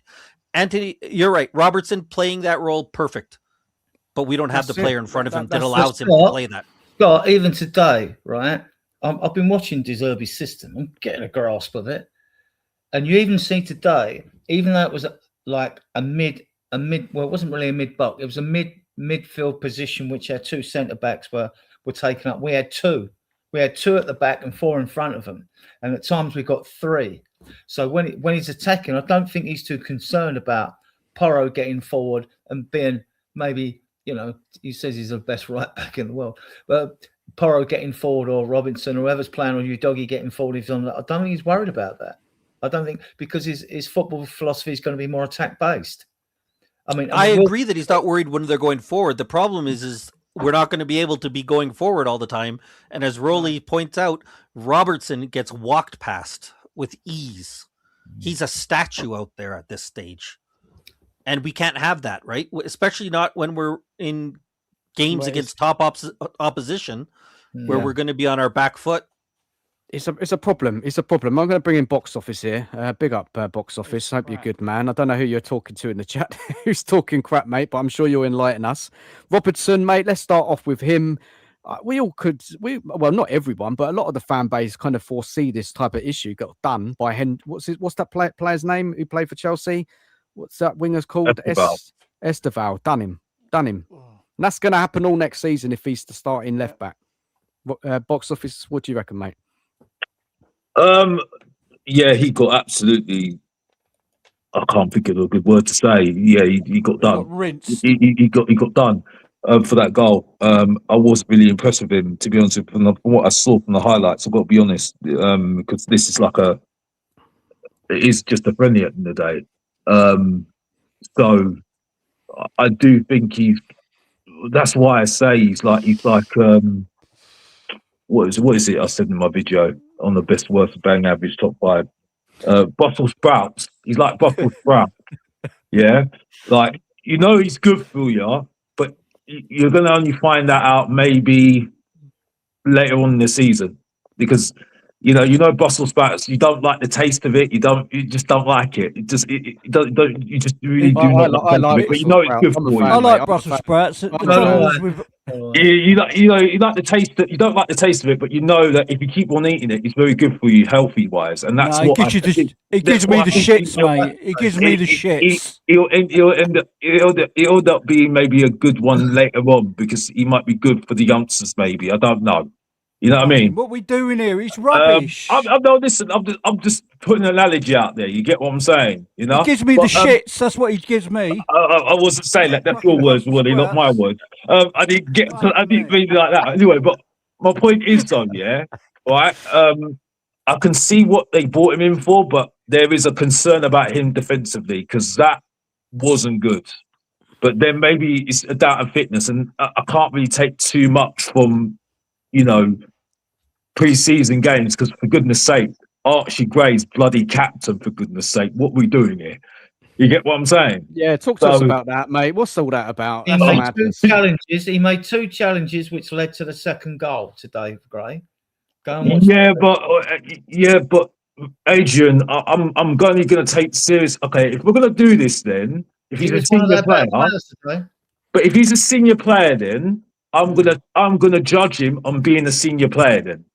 So there's none of this young player thing then. And back on what I'm gonna judge Therpy on this as well, because for me there is other players that should be captain more than him. Jesus Christ, what are we doing? Like Gallagher, for instance. Gallagher's more a captain than him. I take Tonali all day long before him. Well, I would take Tonali, but just think it's a bit early. The reason Maddison will be captain as his football club is because I know he might have injury issues, but he's still going to be captain simply because when he's on the pitch, he always wants the ball, and players on the pitch always look to give him the ball. So that's respect. That's captaincy respect in one. So Maddison will get it. Now, whether Porro, VDV get vice captains, I can see Tonali getting it. Eventually, I think Tonali will get the captaincy, and it could be Gallagher as well, because he was captain under Poch at Chelsea. So there must be something about it. I'm still like that with Gallagher. But Adrian, let's talk about now. Let's talk about the here and now. Like, I'm not keen on Maddison being captain. Do you know what? I'm not keen. He's more worried about his hair. You see him at the hairdressers all the time. Is that the sort of captain we want at the club? I don't care about his hair. He could be bald for all I care. Yeah, I'm worried about him being. Whether he can play football or not, Dan. Come on. But if he's available, Danny summed it up available about him. No, Danny summed it up perfectly about him. For me, sulky when it doesn't go right. He's missed 70 games, which people dismiss because 70 games over his time at Tottenham. Over his time at Tottenham, 70 games, and people dismiss it like, oh, well, he's only missed a few games here, a few games there. Well, he's our main creator. Creator we're talking about here. How can he be captain if he's going to miss games? So, for me, and the fact that Therpy says we need to be careful with him, that says it all for me. So, for me, it's not even just a question about the number. The question about the number 10 position even more worries me about that, rather than also the captaincy as well. You put them in the captaincy as well. So for me, I just think we're going the wrong way about it, and I think it's only going to fix these excuses now. It's going to put these excuses out there when the season starts and we have injuries to our certain players, And then when I'm saying people saying to me, "Oh, we ain't got the forwards at the moment," well, you judged it and said, "Well, we still got Kulusevski, who's never going to be fit. He's done. He's dusted, right?" We've got Kudos, who we don't even know whether he's going to be fit right now. Yes, he might be fit to start, but he's not match fit. He's not match fit, and that's a difference between match fitness and actually fitness. Well, And, they're both in full training, so they've got to the 22nd of this month. They've got 3 weeks to up their fitness. It might go into a couple of weeks in the season. I don't believe Decky's done. I don't believe Kudus is done either. You know, I'm sorry, Adrian. Unfortunately, he's done and dusted. He's had a major knee operation. Right, that is the same for what I'm hearing. Same as bloody Ronaldo. Right, so for me, he's done and dusted. You don't know what we're going to get from him now. So we're not going to get the same Kulusevski. I'll tell you that for a fact. At the moment, you've got no chance. Go and watch the videos that I've watched of Kulusevski. I suggest you go and watch him. But that's training. Hold on. That's training. No, hold on. You haven't listened to what I've got to say, right? Which is not unusual. But I mean, like, he was really banging the ball hard with his right foot and his left foot in shooting practice, right? And he was giving them some welly. Go and watch the video. That is testing me. Right. How was he in the tackling practice? Listen to you. Now listen to you. All players. Well, that's the test. That's the test. Scott, isn't it? When you get we have no idea how he's going to come back. That's the reality. Because the medical people don't. Guys, one at a time, guys. I can't hear fans, right? They always do this. The doomongers especially, right?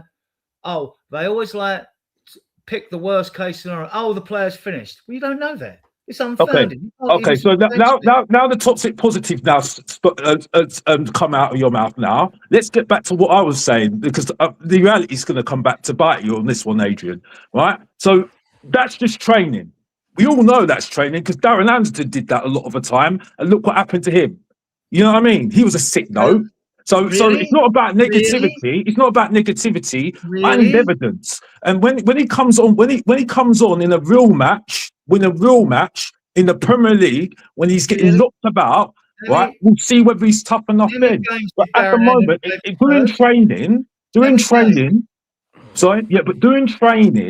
right now, right, isn't going to make me think that he's ready. Right, he's been out for a bloody year. So I don't know where we're going with this. It's not negative. I'll tell you where we're going with this in a sec. Let Adrian speak. Let me correct you on one thing with Darren Anderton. He got nicknamed Sick Note because he had a couple of injuries. Right, he played over 400 games for Tottenham. 400 games. That's legendary status. He was no sick note. He had injuries, but this is one of the myths that go around. Go do his stats on Darren Anderton. How many games could he have played, though? You know what I mean, Adrian? Again, how many players for the club play 300 games anyway? Just 300 for the football club. That's very impressive. It's very impressive. But Anderton isn't here. No, he's not. Let's talk about Kulu. We don't know what's going to happen when he comes back, because we've heard from his doctors who treat him and have medical background saying they're not sure what's going to come back. The Swedish doctor said he's not sure about this injury. So we can't say, nobody can say, we don't know what's going to happen when he comes back, because we can't see it till he actually comes back. What we know is he hasn't played for 14 months. I don't think it's doom mongering to be concerned about how he can come back when he's missed 14 months. Just to turn around, Spurs fans do it. A section of fan base always do it. They just write players off just like that. So Adrian, if we don't get at least seventh this season, and you're making excuses about Kulusevski, right?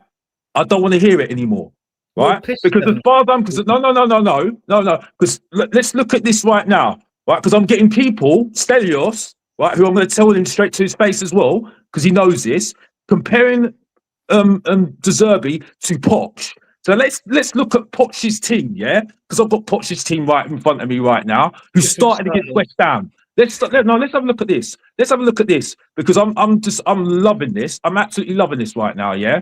Right. So his game, right, who started against West Ham, we had Norton, Cabal, Dyer, Rose, right, Bentaleb, Capoue, right? We had Lennon, we had Lamela, Ericsson, and Adebayo, and Lewis in goal. Why are you right? bringing up West So, Ham? I'm bringing it up. I'm bringing it up because I'm just looking at it right now, right? Because he had that team. Podcast you go on, you change the subject. No. The point I'm making is, if this guy is like Poch, right? Poch had that team, right? Who had out of form Adebayo, had a Lennon that was going nowhere, and Ericsson was up and down. He had Lamela that was going absolutely nowhere before the second season on Poch. Capoue was nowhere, right? He had Bentelev who's young. We had Norton who's going nowhere for Tottenham. Soldado box office. Was Soldado still at the club? Soldado who's going nowhere as well, because if Soldado was actually playing well, Kane would not have got into the team. Right, remember? Right? Okay, Lloris, that was okay. Right? Cabal, that was up and down again. Dyer, that people didn't even rate. So, not only looking at that team at the moment that we've got at the moment, right, with Tonali, that everyone's going up and down, raving about right now as our best midfielder. We've got Fernandez, that is everyone's saying that he's got big things going on right now. Right? We've got our defence that everyone's loving right now with Jan van Heck. We've got Senesi now to come. We've got Van der Ven now. We've got Pora that now is the best right back going. Right, we've got a Doji that everyone loves and laps up. Right, we've got Tell that is now the best winger going now because he's going to be the best thing going. Right, So you tell me, right? If we don't get top 7, and people saying to me, "Oh, because Maddison's not fit, because Kulusevski's not fit." Well, I'm sorry, that's an excuse then. Box office. I've got to counter you here, buddy, because when Pochettino came in, right, where did Spurs finish the previous season? Adrian, let me just wait. You can come in after me, mate. When Pochettino came in, box office, where were Spurs finished in the league? Where were we? Where that season? Where were we? I can't remember that now, to be honest with you. Because this we can't. When you're trying to compare, and I need to ask you a question in a minute, and I'll come to it. When we're comparing the Poch team to the De Zerbi team, it's so different. It can't be a straight comparison, right? There's so many things we can come back and forth with. We finished 17th the last 2 seasons. We've got no goal scorers. So we nearly got relegated. When Poch came into Spurs, we weren't getting relegated. I can't remember. Maybe someone in the chat can remember. Where do we finish? I don't know how you can do a direct comparison unless I've missed your point. No, I think I've got a point. We were 6th the year before Poch came in. You can't do a comparison. The only comparison you've got between Poch and De Zerbi is the fact that they were both good man managers with team players, right? They were good with football psychology with players. Apart from that, with Poch, we used to see our back four parked on the halfway line, right? When he's doing a press, it was a more compressed press with the back four on the half line, and they would stay there, right? But you don't get that with De Zerbi. He's more he's even when we're attacking, he'll drop into a back three, and that they will sit back from the back. It's totally different. It's attacking football. Both systems are good, but it's totally different. They've got nothing in common apart. Yeah, but people compare him to Poch, though. People compared him to Poch. Right. People compared him to Poch. Well, I don't know.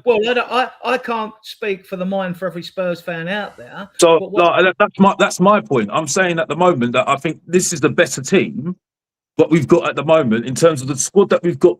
Like his first season, he had that, right? Okay, but fair enough. The De Zerbi's come in. First 7 games, he had the squad that he had to have to save us from relegation. Now you're judging him right now, right? With the signings that we've made right now. Okay, 6 signings that are Premier League proven, right? You've got every single one of those players can get into that squad other than Dubravka, right? Okay, and for me, that's improving that squad.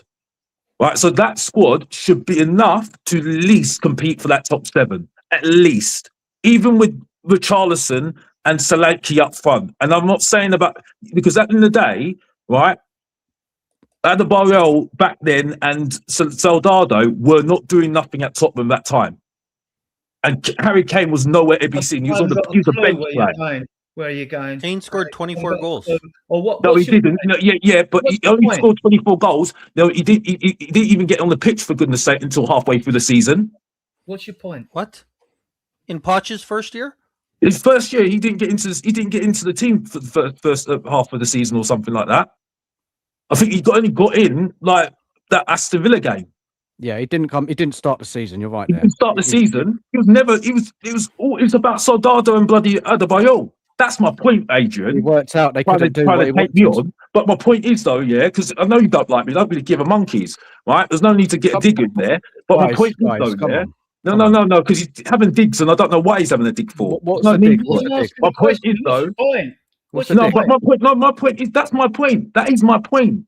That is my point, Adrian. My point is. Why are you comparing De Zerbi now, who's in the who's in the infancy of his manager with Pochettino? Why don't you compare him with Birkinshaw, Bill Nicholson then? But that's my point. My point is that he's comparing him to Poch. He's comparing him to Poch. Who is? That is my point. Box office. I think I get where you're coming from. Basically, you're saying De Zerbi's got no excuse for Spurs not to get to the top 5, top 6 next season with the level of spending, even with Solanke, Richarlison up front. That's your point, right? Yeah. Europa League, Conference League. That's what I'm saying. Especially what's going on with other teams right now. That's the point I'm making. Yeah, but so who is? What I'm trying to get at is this a generalization of the fan base at the moment? I'm trying to get who you're coming at. Are you coming at us on the panel, people? Because I'm not having a go at Still, but he kept on saying that he's like Poch. That's what I keep on hearing. That's what I keep on hearing. Attacking football, wasn't it? That's it. Attacking football. And then that's fine. That's fine. But when you're looking at what he had when he started and what we've got right now, and I'm talking about right now, because the 7 game right now. Pardon? We ain't got to start an 11 right now, have we? I mean, we have got to start an 11 right now. You're telling me you haven't got to start an 11 with Jan van Heck? You've got Van der Ven. You've got Poro. You've got on the left. You've got a Doji or Robertson. Whether you rate him or not, people now rate him Kinski now for a reason now, because he's had a couple of good games in pre-season now. When we need to see him the full season. We've got now Talali, who's looking very good, to be fair to him. Everyone's raving about Fernandes. You've got Gallagher now as a midfielder now. And from what, according to people now, Maddison's in the midfield right now. Right now, you've got Tell that everyone's raving about, saying he's ready to go in the next season. We spent 20 minutes complaining about Tell today, Alex. No, I'm just saying. Certain people are. Yeah, you're right. Certain people are saying this. Certain people are saying this. So if by what they're saying, I'm judging what they're saying then, right? And then you've got Solanke, who I don't rate, and Richarlison I don't rate, but still people have this thing about him. Well, right? I have no qualms about us getting Europe football, and I base it on sound reasoning. And my sound reasoning is we only won 3 home games last season. Fair enough. We finished 17th. If we'd won 4 more games, 12 points, we'd be in Europe. It might be the Conference League. We'd be in Europe. That's how the fine margins are. So I also base it on the fact 12 more points we would need. We played crap, but with 12 more points, and the fact that we've had serious upgrades with Tonali and Fernandes and Senesi and Van Hecker, right? And to me, we get them 12 points. Even if we struggle to get goals, we only win goals by the odd goals. I think we get Europe. I think we get the 6th or 7th, and we get Europa League. I think we get that minimum. I haven't got. If the players can stay fit, Adrian. If the players can stay fit. Well, we've got no depth. It's possible. It's But possible. one game a week. One game a week as well. We should get Europe. That shouldn't be a problem. So I don't like this vagueness. Guys, I'm sorry, I'm cutting out the vagueness now, because the 7th, 6th, 5th. Tell me what's acceptable. Dan, I'm being straight up with you right now. I expect us to get 7, at least a Europa League spot. Okay. I'm being honest with you. I think that's realistic. If we don't have too many injuries, I think that's. I'm being honest with you right now, because I'm looking at what's happened with other teams, and I'm not counting Man City, Arsenal, Liverpool. Liverpool a bit of a question mark on them. I've got to be honest. Chelsea should be up there. I'm not. Man United are a bit of a question mark as well, to be honest with you. You know, because I've got Europe as well, and then you've got Bournemouth and what is it, Brighton in Europe as well, and Crystal Palace as well. Added to that as well. I get it. I get why. And the level of spending. This is where me and Adrian are on the same page here. I see what he's talking about because he ain't mad saying what he's saying. He ain't mad saying what he's saying, by the way. But Adrian, you've dropped down a bit now. Adrian, you need to be kind of clear with this as well, because where were you saying we're finishing? Because I heard you the other week. You said top 5. Yeah, 5th. You reckon you're still sticking to your guns? I've got belief in De Zerbi, right? It's not just that. It's not like a delusional belief. No, it's fine, and mate. You tell us what you say. Arteta, I hate to say it, we're probably favourites to win the league, right? Mate, all the other rivals got new managers. Liverpool have, Man City have, Chelsea have, we have, right? All the rivals to Arsenal have got new managers. But I'll back our manager. Because I just believe he is over the other managers. They've got settled squads. They've got squads, haven't they? You know what I mean? But let's hear from Scott and Rowley. Let's go to Scott first, and then Rowley. Rowley, go, Scott, mate. What do you think? If we have the squad that we have, and I'll give them the credit. Let's say they play every single game. There's no injury issues. I would think that with this squad we have right now, no injury issues, we might be able to get 10th. I wouldn't expect anything more than 10th. There's no way this team is getting up higher than that when you have your goal scorers Tell, Solanke, Richie, and Kudos. No chance. Who's scoring the goals? Who's scoring the goals for Poch then? It's like Harry Kane got 24 goals. Adebayo wasn't scoring that many goals. Harry Kane got 24 goals, Alex. Yeah, but when did Harry Kane come into that team? He played 42 games. Harry Kane came into that team during Aston Villa, and the only reason why he got into that team is because Soldado was absolutely goddamn useless. Yeah. Tim Sherwood. You said who's going to score the goals for them? Tim Sherwood gave Harry Kane his debut because Levy had words with Sherwood. Why are you picking him over Soldado, right? And I don't care what happened 10 years ago. The league is totally different when Poch was here. Who cares what happened at the beginning of the season? No, but I'm just saying, we're all talking about goals. We're all talking about goals, and we're thinking we're going to get this magical goal scorer, right? I don't think so. And when we had Brendan Johnson as our bloody top goal scorer, right? Because we played to his strength. You get what I'm saying? Alex, so my point is, though, right? We're not going to get this magical goal scorer that everyone keeps on bagging on about, right? And get this magical winger that is going to score loads of goals. You're going to have to get a striker. Like a Savinha, which it looks like we're going to get in, and Gakpo we're going to get in and work to their strengths, and then try and work with them to try and get them the best out of them. That's what I'm making at the moment, because our strikers under Poch was bloody Harry Kane, which he came in halfway through the season before he was actually a good striker. And yes, Adrian, you're right. Tid Shaw did give him his debut, but he wasn't getting the chance under Pochettino until he realised that he can't rely on bloody Soldado and bloody Adebayor. So it might be a situation where someone might have to come up and take their opportunity. That's what I'm saying at the moment. Who is that? Box office? That's what I don't know at the moment. Hold on. Because is the question, I don't get this. Where is this current team going to finish? Because that's what I was answering, and then you started talking about Gakpo and Savinho. No. So I'm saying we should get. I think we should be challenging for at least 7th place with this team right now. Solanke, Richie, and Tell. Nah, man. Yeah, but regardless whether they're look at that midfield. Look how we played against Chelsea with 10 men. Yeah, we didn't play very well. It's a training game, for Christ's sake. I know it's a training game, but I'm saying to you, with the team that we've got from defence to goalkeeper, that everyone's raving about, by the way, and midfield, right? I think we should at least compete to get into that top 7. Especially, I don't see how. Especially, and I'm not here to listen. If I'm wrong, I'm wrong. I'll hold my hands up. Max, mate. 8th max. That's all I can say. Hold my hands up. I'll hold my hands up. I'll hold my hands up. And box office, if Scott and Rowley, and I'm a bit more similar to Scott and Rowley, really. I'm not putting much expectation next season. Really not. I just want to see what it looks like. I've got much lower expectation than some of you guys. Why? Now they say that. What's your rebuttal? Because they're very clear, 8th, 10th. Is that okay for them to think that, or do you think they're wrong? Conference. Listen, I've got respect for Scott. I've got respect for Scott M. Scott M's always supported me, so I hear what I understand. Just rebuttal the conversation. Doesn't have to be personal. My point is about Scott. Where I counter him is that for me, the other teams have had a lot of disadvantage at the moment, especially Aston Villa, right? And for me, they wanted Gallagher, they wanted Tonali, right? Man United want Fernandes, right? They don't rate some of their midfielders right now, even though I like Hillerman.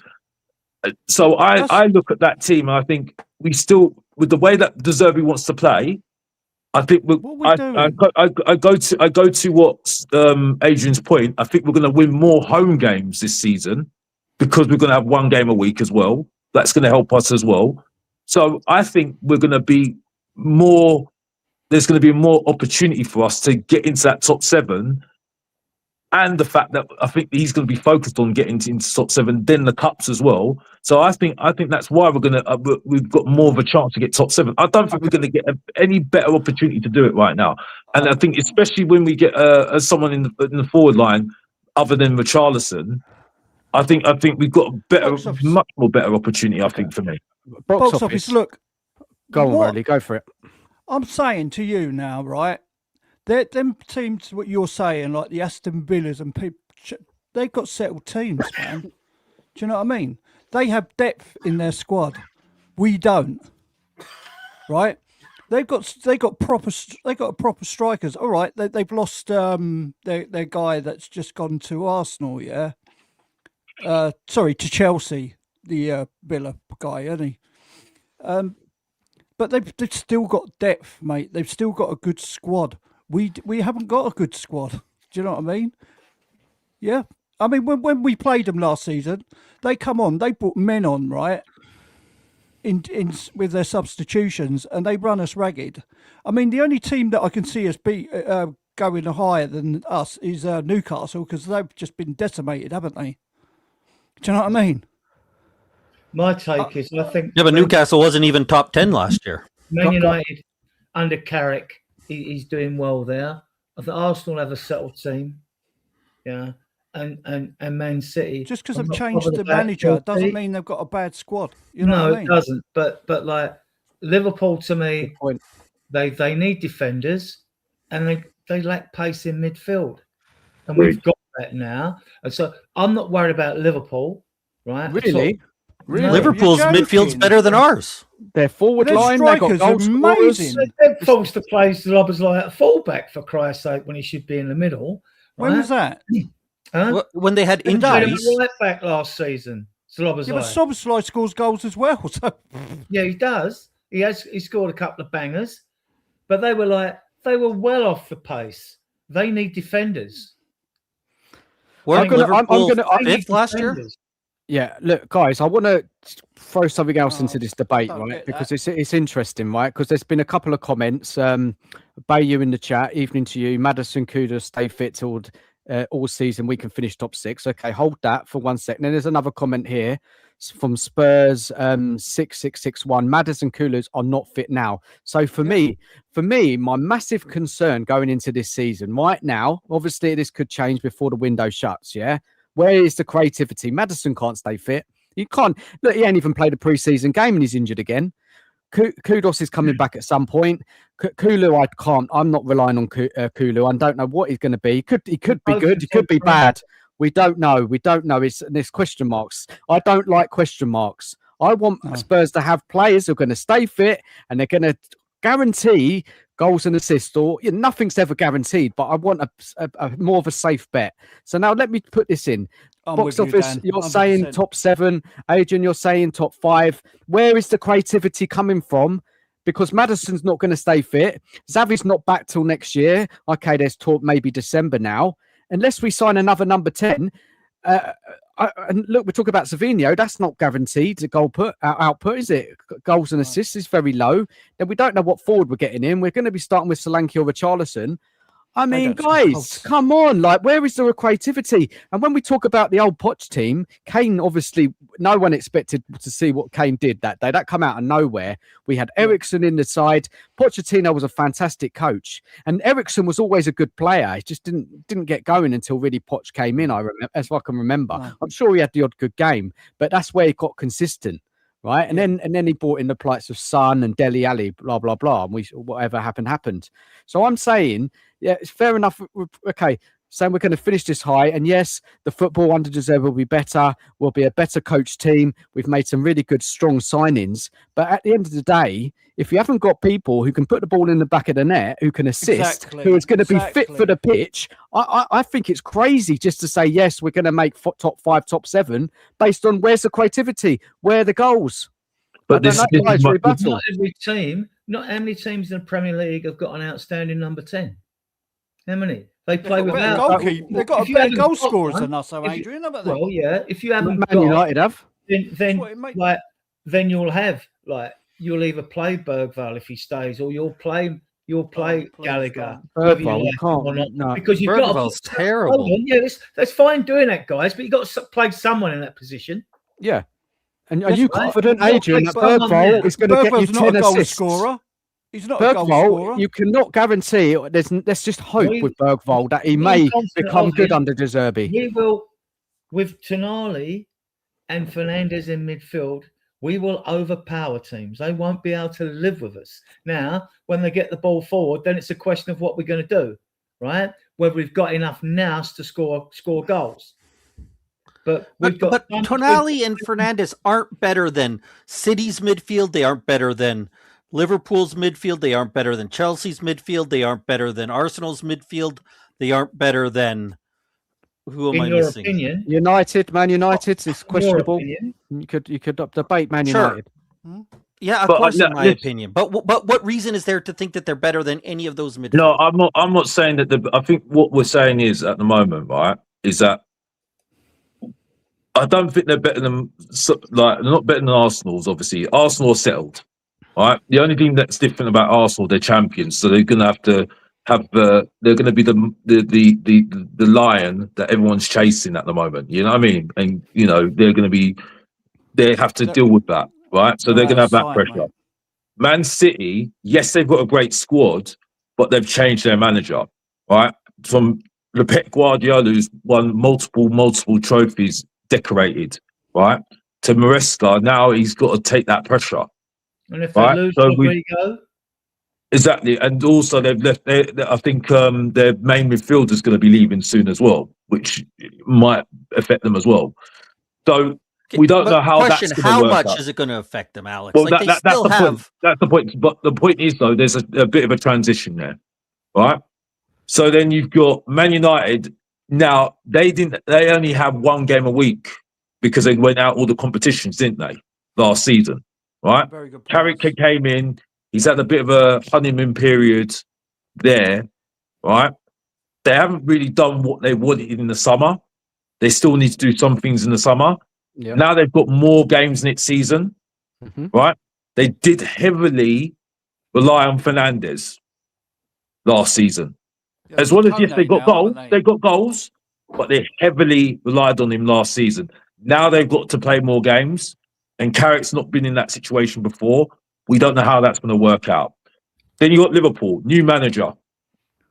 That squad still needs adding to, as far as I'm concerned. Adrian's right, defence looks a bit dodgy still, right? Because one major player's gone as well, right?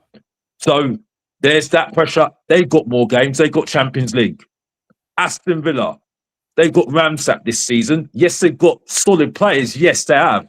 In to replace those players, but still they're going to have time to settle in and get going again, right? Because then the expectation's up there, competing with 2 games a week as well. Now they could do it. I hope they do it, right? Because they deserve it because they kept their standards. But the fact that they've gone down what they've gone down, that's it. The only team that's kind of similar to us right now, but on another level, I know we beat them today, is Chelsea. Right? Because they've got one game a week.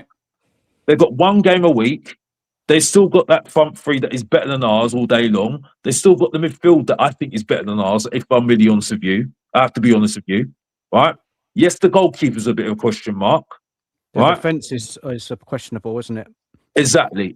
So, and then you got Crystal Palace in Europe with a new manager, transition. Fulham, transition. Nottingham The three Forest. teams that are coming up, I don't look at them and get scared. I've got to be honest.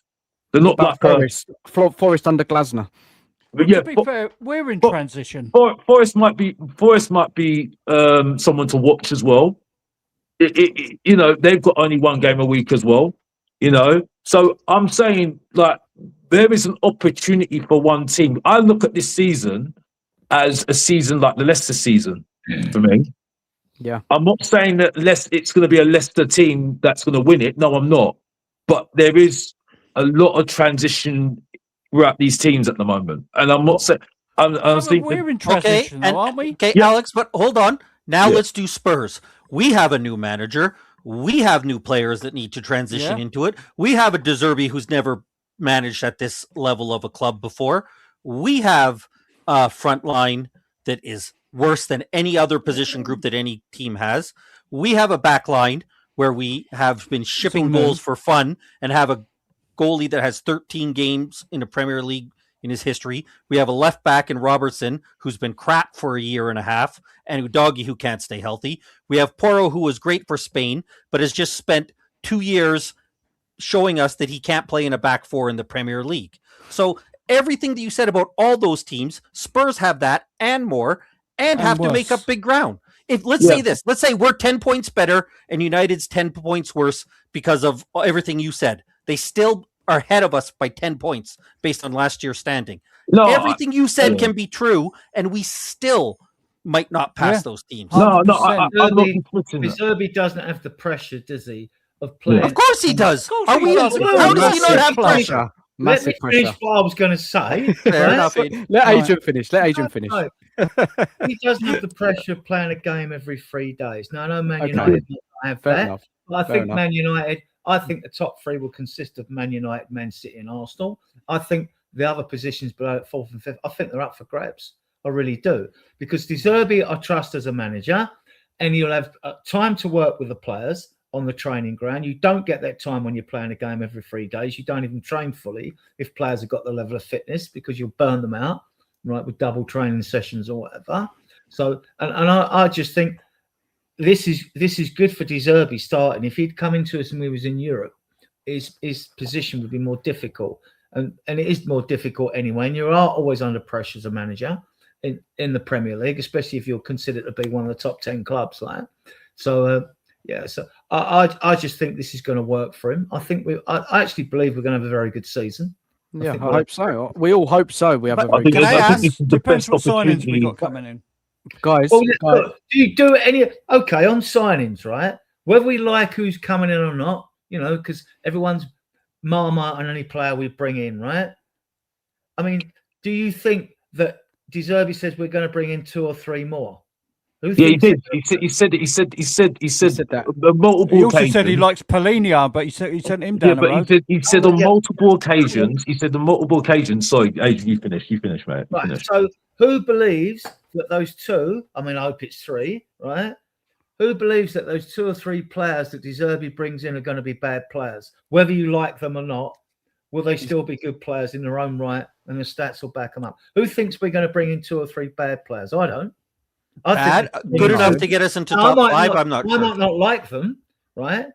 I might not like them. I'm not a fan of Osimhen, for example. I know a lot of fans are, but I mean, so that's just one example. But who thinks so? If we're bringing in a minimum of 2 players, straight away they're going to improve us, and we know they're going to be in the front line. Whether you like Savinho or not, whether it's Gakpo, it's going to improve us. Whether we go for a foreign player, we're not bringing in two more bad players. They're going to be good players, right?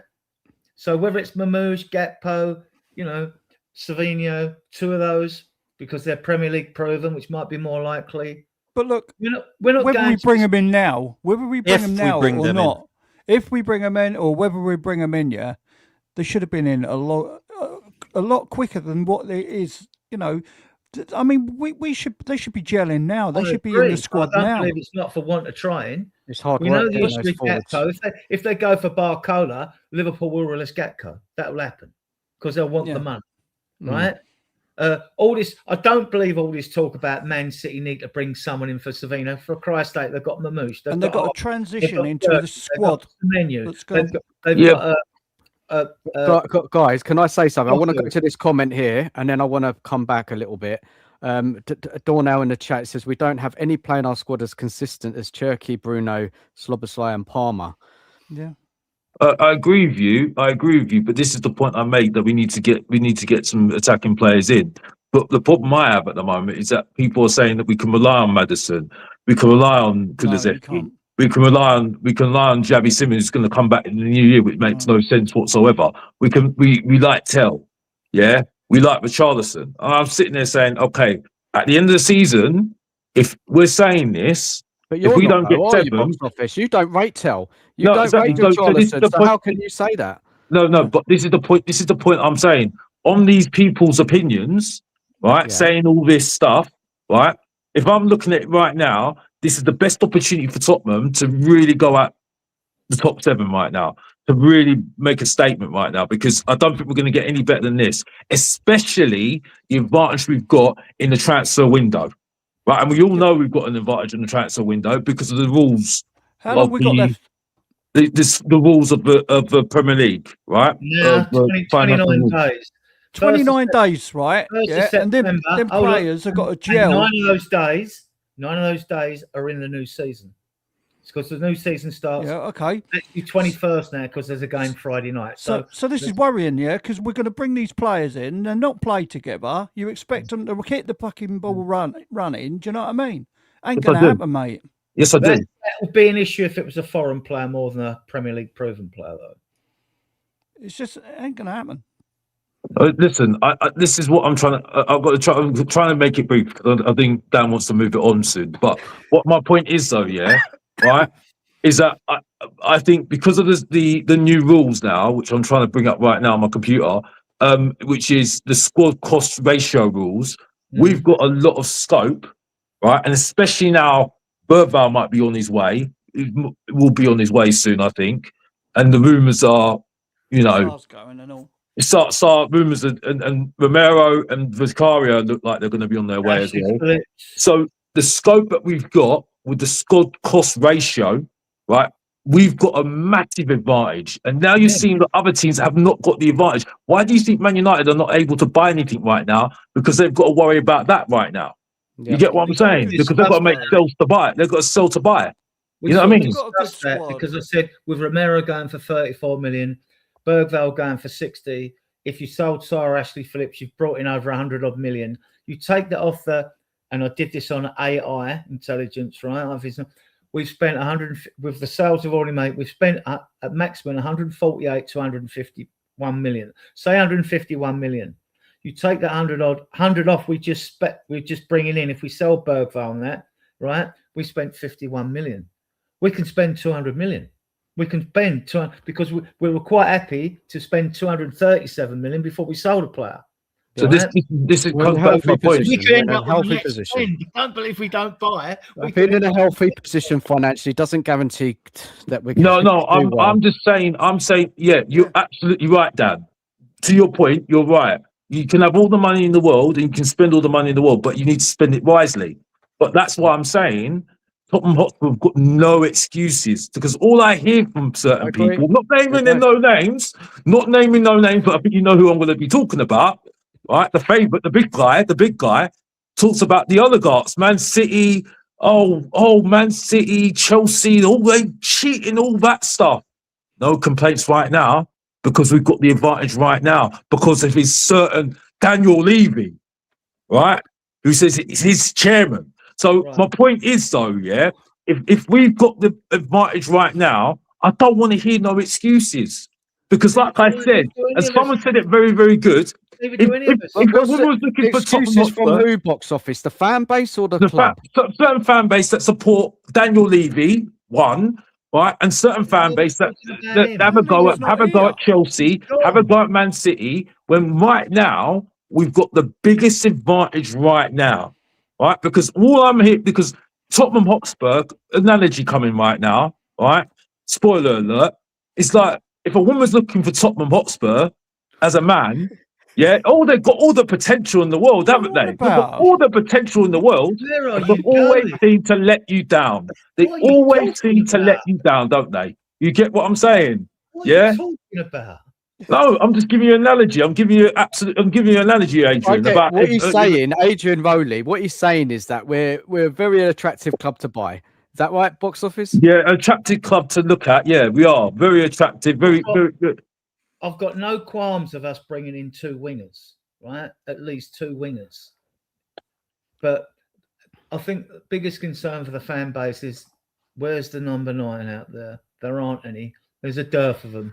There's 4. You got Vlahovic, you've got Hendrick, you've got Torres, and you've got Osimhen, basically.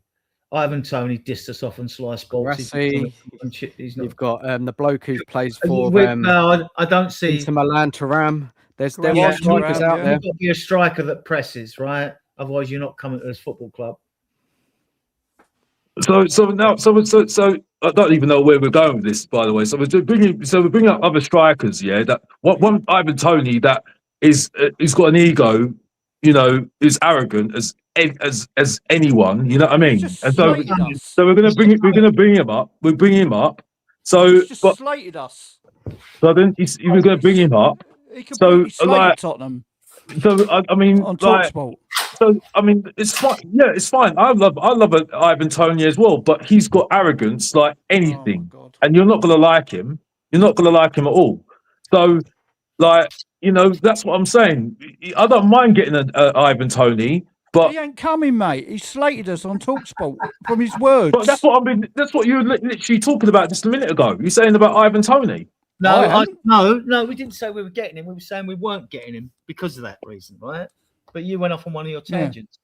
No. Adrian, stop having you never do that. You never do that. Stop having a dig, Adrian. Stop having a dig. Come on, behave yourself now. Anyway, moving on. I want to just mention this comment. I like this comment. So Solvet, speak up to you. He says, a league season is a marathon. You just got to keep grinding, keep delivering, and cope with injuries along the way. The big question is still who's going to score the goals, and that's the question that no one can answer. No one can answer it. I've said it for 3 seasons. Well, before Kane and Tony left, I said, and create. Yeah. In the last 7 seasons that Man City won the league, 2 of those seasons they scored 100 goals. Right? When we finished second, we scored 86.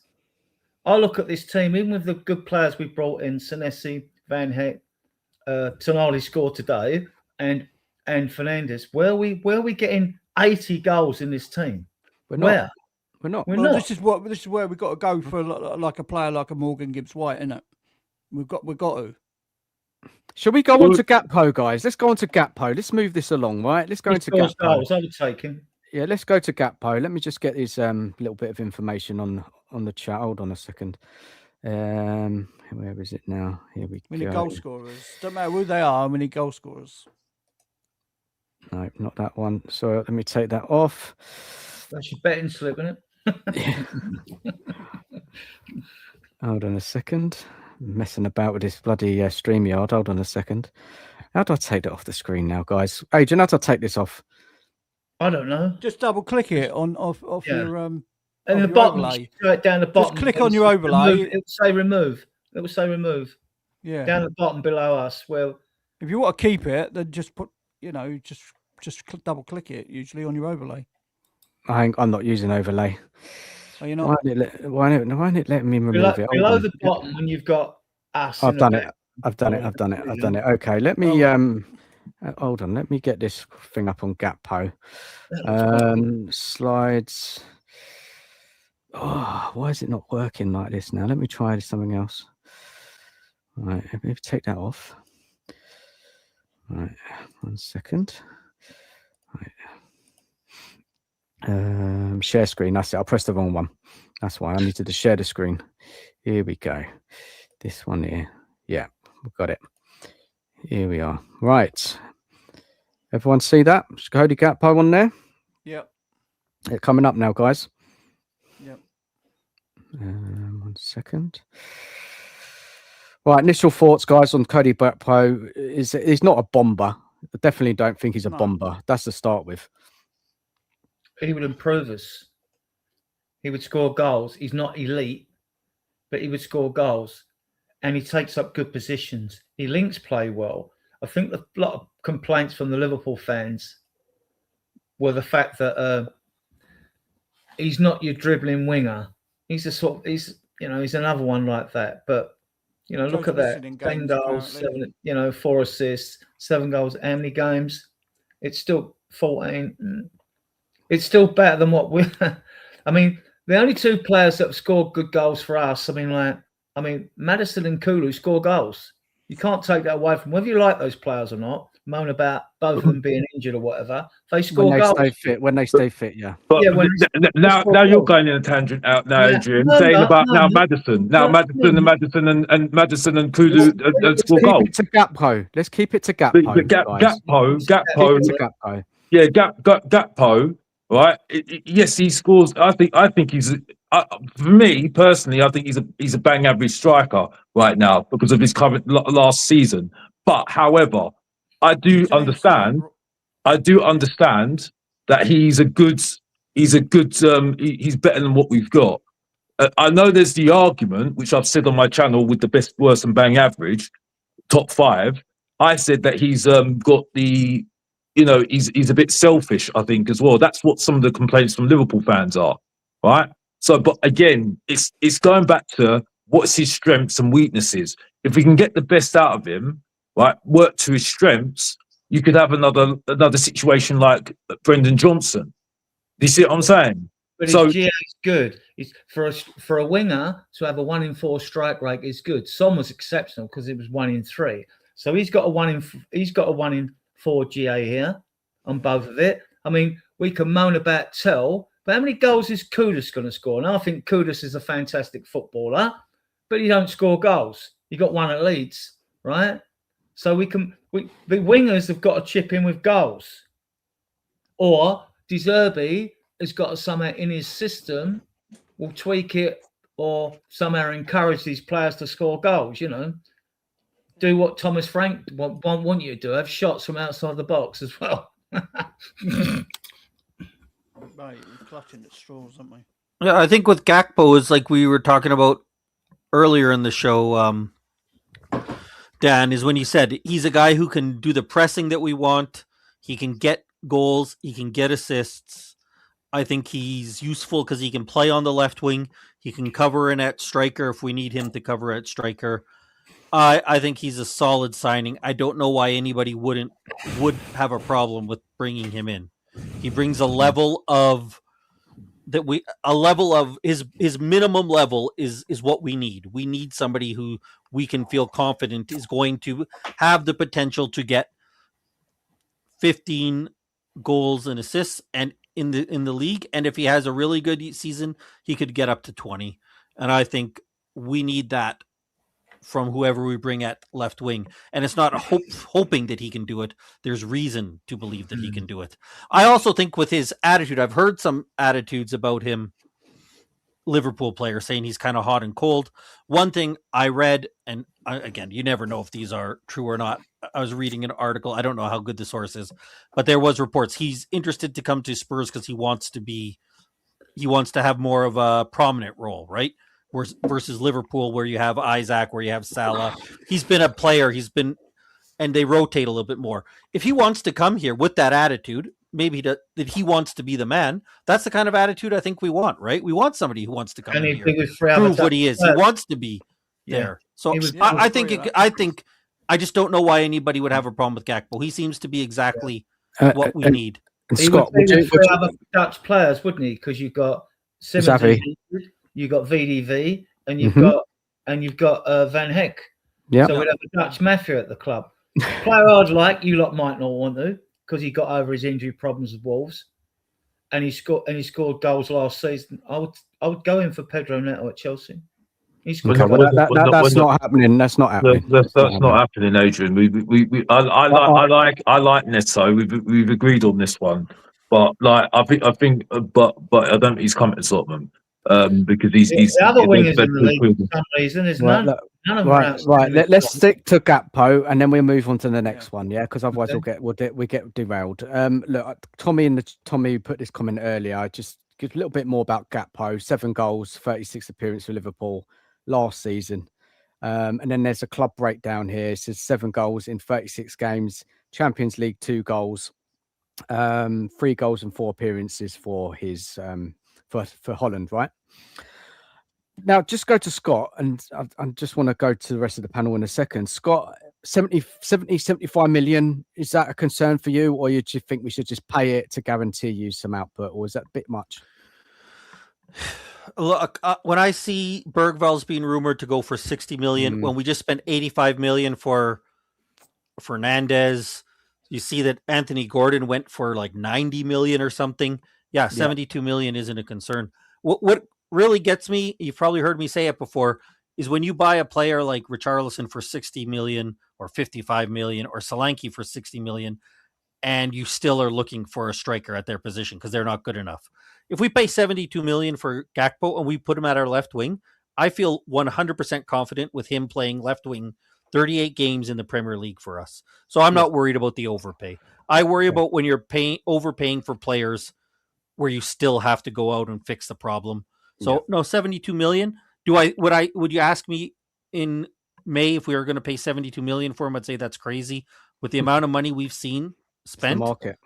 I mean, honestly, if I said we can give them Bergvall and 12 million, wouldn't we all do that? 100 million for Tonali and the money for Fernandez. Think about. I mean, all I'm interested in quality players. I don't give a shit about the price. Yeah, I mean, if with exactly, I mean, unless you're looking at a sell-on fee. I mean, how old's Gakpo? 27, 28? What is he? He's in his prime. He's in his prime. Yeah, it's not too bad. It's not too bad, is it? I mean, I would take him because he's probably the best out there that's got a proven got a proven GA. I mean, all the other people used to go, Matoma and all that. Really? He scored 3 goals last season. This is not good enough. Gakpo way more than Matoma. We shouldn't even go for. But no, you're right, Adrian. If we pay 85 million for Fernandez, he comes in, plays like he has the last 2 seasons for 38 games for us. That's great. Who cares? That's what we want, right? And I think Gakpo's the same way. 72 million. Go for Barcola because I know they need to strengthen their defense, right? I'm surprised. Yeah. So, I think the defense is shite now, actually. But anyone else got anything to say on Gakpo? I listen. I think for me, because I was arguing with Stel on this stream because he said he's not going to score. Well, if you look at his average goals, I think goals and assists, GA maybe. I don't know if this is right or wrong. His other goal, he's worse than Richarlison. If we look at the stats, but for me, I think he's been playing at a very top team. But also the argument is as well that he's played more games than Richarlison as well. He's played the majority of the games as well. So he's a risk. But I think we're at that point right now where we've got to take a chance on somebody that used to be very good, had a very good season beforehand, and had a very good season beforehand as well, like Savinho, like he had at Genova, and take a chance of them and see if we can, look at their strengths and play their strengths like we had with Brendan Johnson. You know what I mean, for instance. Yeah. So I think we're at that point right now. And I think that's why I brought up the Poch team back then and looked at what we had then and how we got the best out of what we had then and what we doing now, what we need to do now. Because I think what people are looking at right now was just thinking we're going to get a goal scorer. We had the desk under Poch. We had Dele for the D, Ericsson for the E, Son for the S, and Kane. We had that front 4, which when you're playing a 4-2-3-1 is perfect. It was perfect for us. We've got nothing like that now. Absolutely nothing. No, but I'm not talking about that. I'm talking about his first season. I'm not talking about that season. That's my point. Because Poch was lucky to survive until Kane got that deflected free kick away to Aston Villa. Now you're coming to my point now. Or he's on his bike, right? Now you're coming to my point now. Now you're absolutely coming to my point now. So my issue is that I think we're going to have to take a chance with him, and he's going to have to hit the ground running as well. So it could be a Mwani situation. Good, hopefully not, because I really can't deal with another one. I really can't do that. But I do think with the Premier League experience he's got, the fact that he want to prove some people doubters wrong, I think we could. I think it'd be a good option. I don't mind him. I know I called him bang average, but that's just in the middle. You know what I mean? He's not a bomber though, is he? He's not not a bomber. That's why I called him bang average. You get what I'm saying? Because he can't be the best. It's a bomber in the sense that every transfer seems to be a bomber. Exactly. He's not the best, and he's certainly not the worst. He's not the worst, but he's just in that middle. We would take him. We would take him. Can I just clarify, Alex? Since Gakpo's been in the league, he has more goals and assists than Richarlison does. I don't know where you got that information from. I think average-wise, he's worse than that. That's what. Because remember if you were watching Stell's one, he was talking about him. And average per 90. Last season, Richarlison scored more goals. That's it. Yeah, but since Gakpo's been in the league. But anyways, I don't know if it's per average. Everybody uses which they want. We're saying that Gakpo only scored so many goals. Is that per 90 or is that per times he's come on as a substitute? Do you know what I mean? Do you know what I mean? He plays a lot of games for Liverpool. We had a lot of games appearances in the last two seasons. And being in with Liverpool as well, they've got a much better squad than we have. And the thing is with Liverpool, he ain't really got to do a lot because he's got better players around him, has he? He's going to come here, he's going to be coming to Tottenham, and we're going to be relying on Gakpo, aren't we? Well, he's going to have to step up, isn't he? He's going to have to step it up.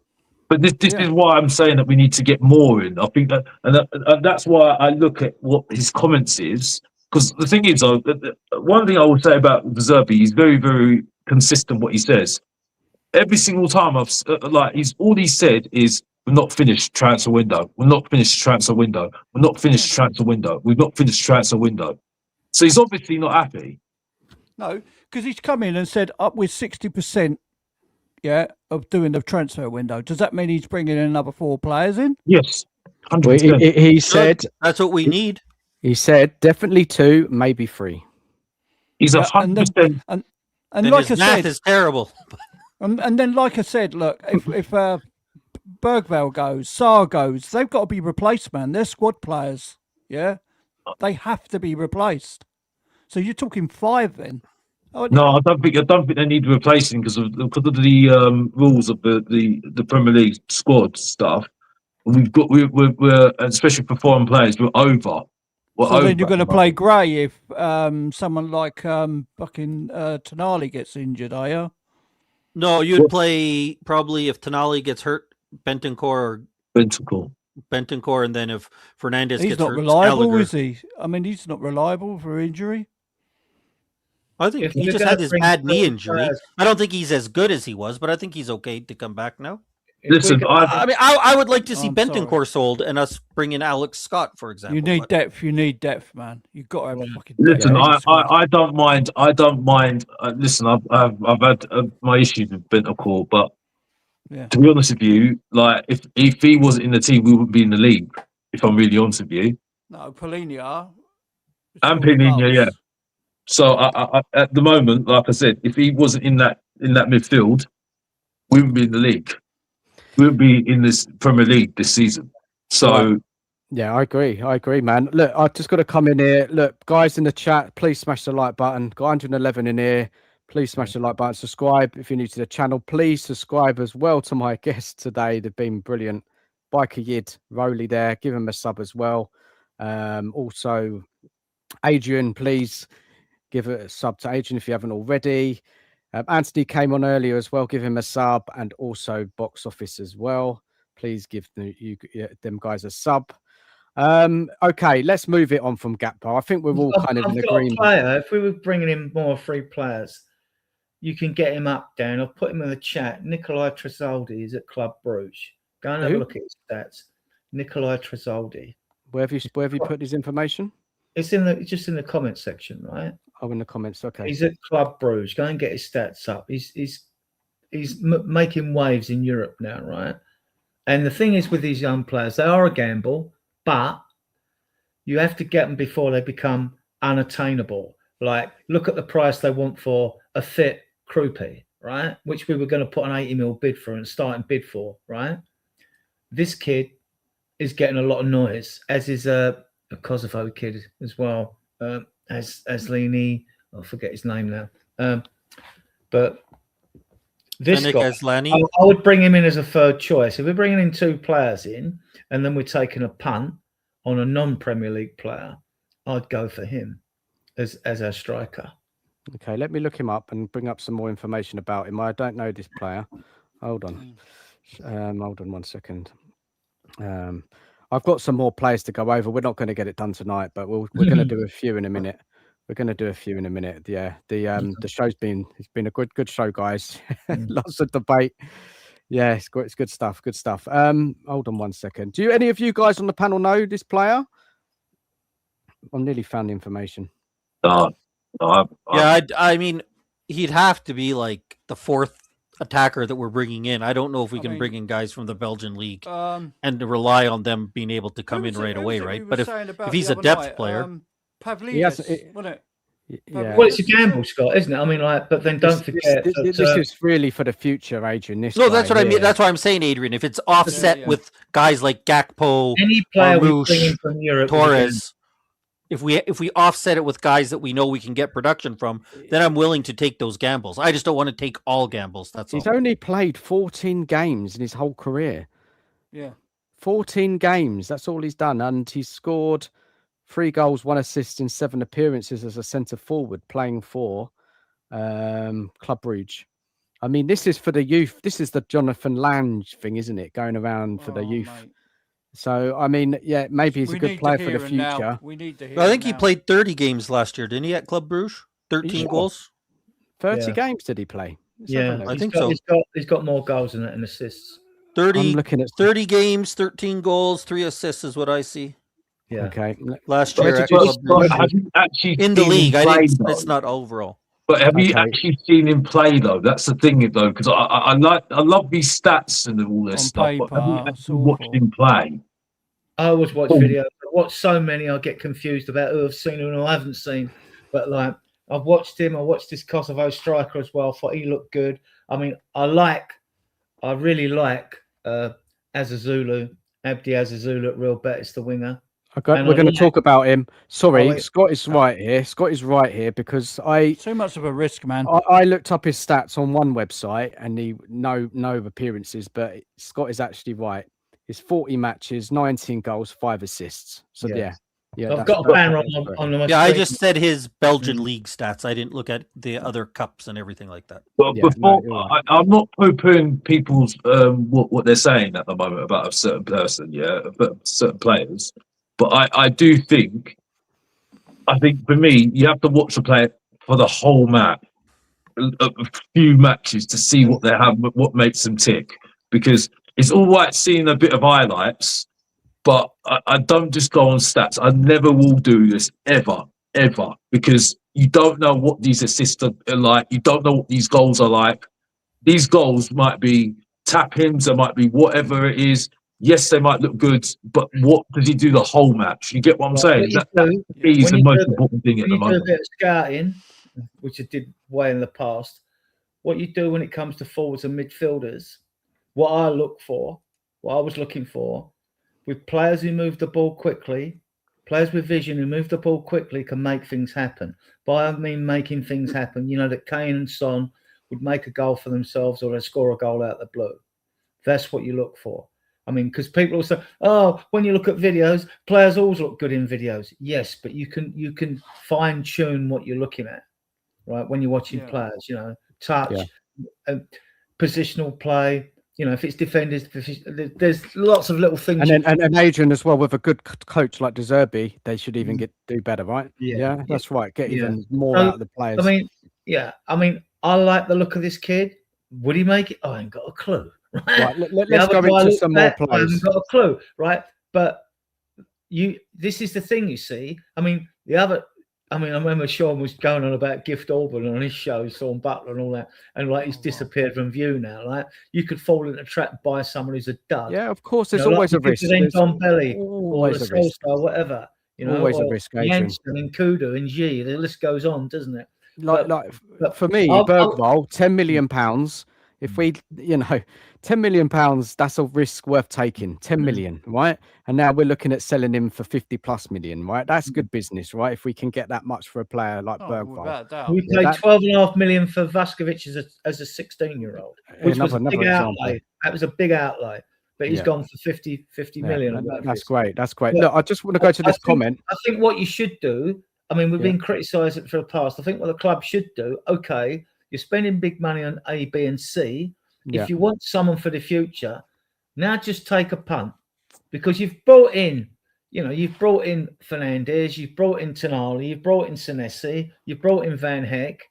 Okay. Depends on a punt. Yeah, what do you mean punt, Adrian? Well, what I mean is because we need at least 3 positions in a forward line, get them in, or like Scott said, and then just for the 4th option, we've got the money, right? We've got the money. Go get Tresoldi as a gamble. Before they become unattainable, they might turn out to be a croupier, and then suddenly they're worth 120 mil next year. Yeah, I get that, Adrian. Good point, man. We're not at that time yet in the league, are we? Yeah, but I get where Adrian's coming from. Now. I understand that. I get where he's coming from. I just want to go to this comment, and then we're going to go to another player. Mark Walker in the chat. Evening to you. Liverpool goals last season: 25-26. TK 11, Salah 7, Gakpo 7, Virgil van Dijk 6, Solobasai 6, Gravenberch 5, Florian Wirtz 5. So their goals. There wasn't a standout goal scorer for Liverpool last season, hence why they didn't challenge for the league. It was goals shared around the team. That's what I think Spurs will have to be next season, because we're not going to sign, a 20+ goals a season striker. No. So everybody who's involved in this squad next season, Spurs in the attacking sense, midfield, defensive, all going to have to chip in for goals, because there's not that standout players out. There are, but it doesn't look like Spurs are going to get them. And people say they're far and few between. So let's go on to another player.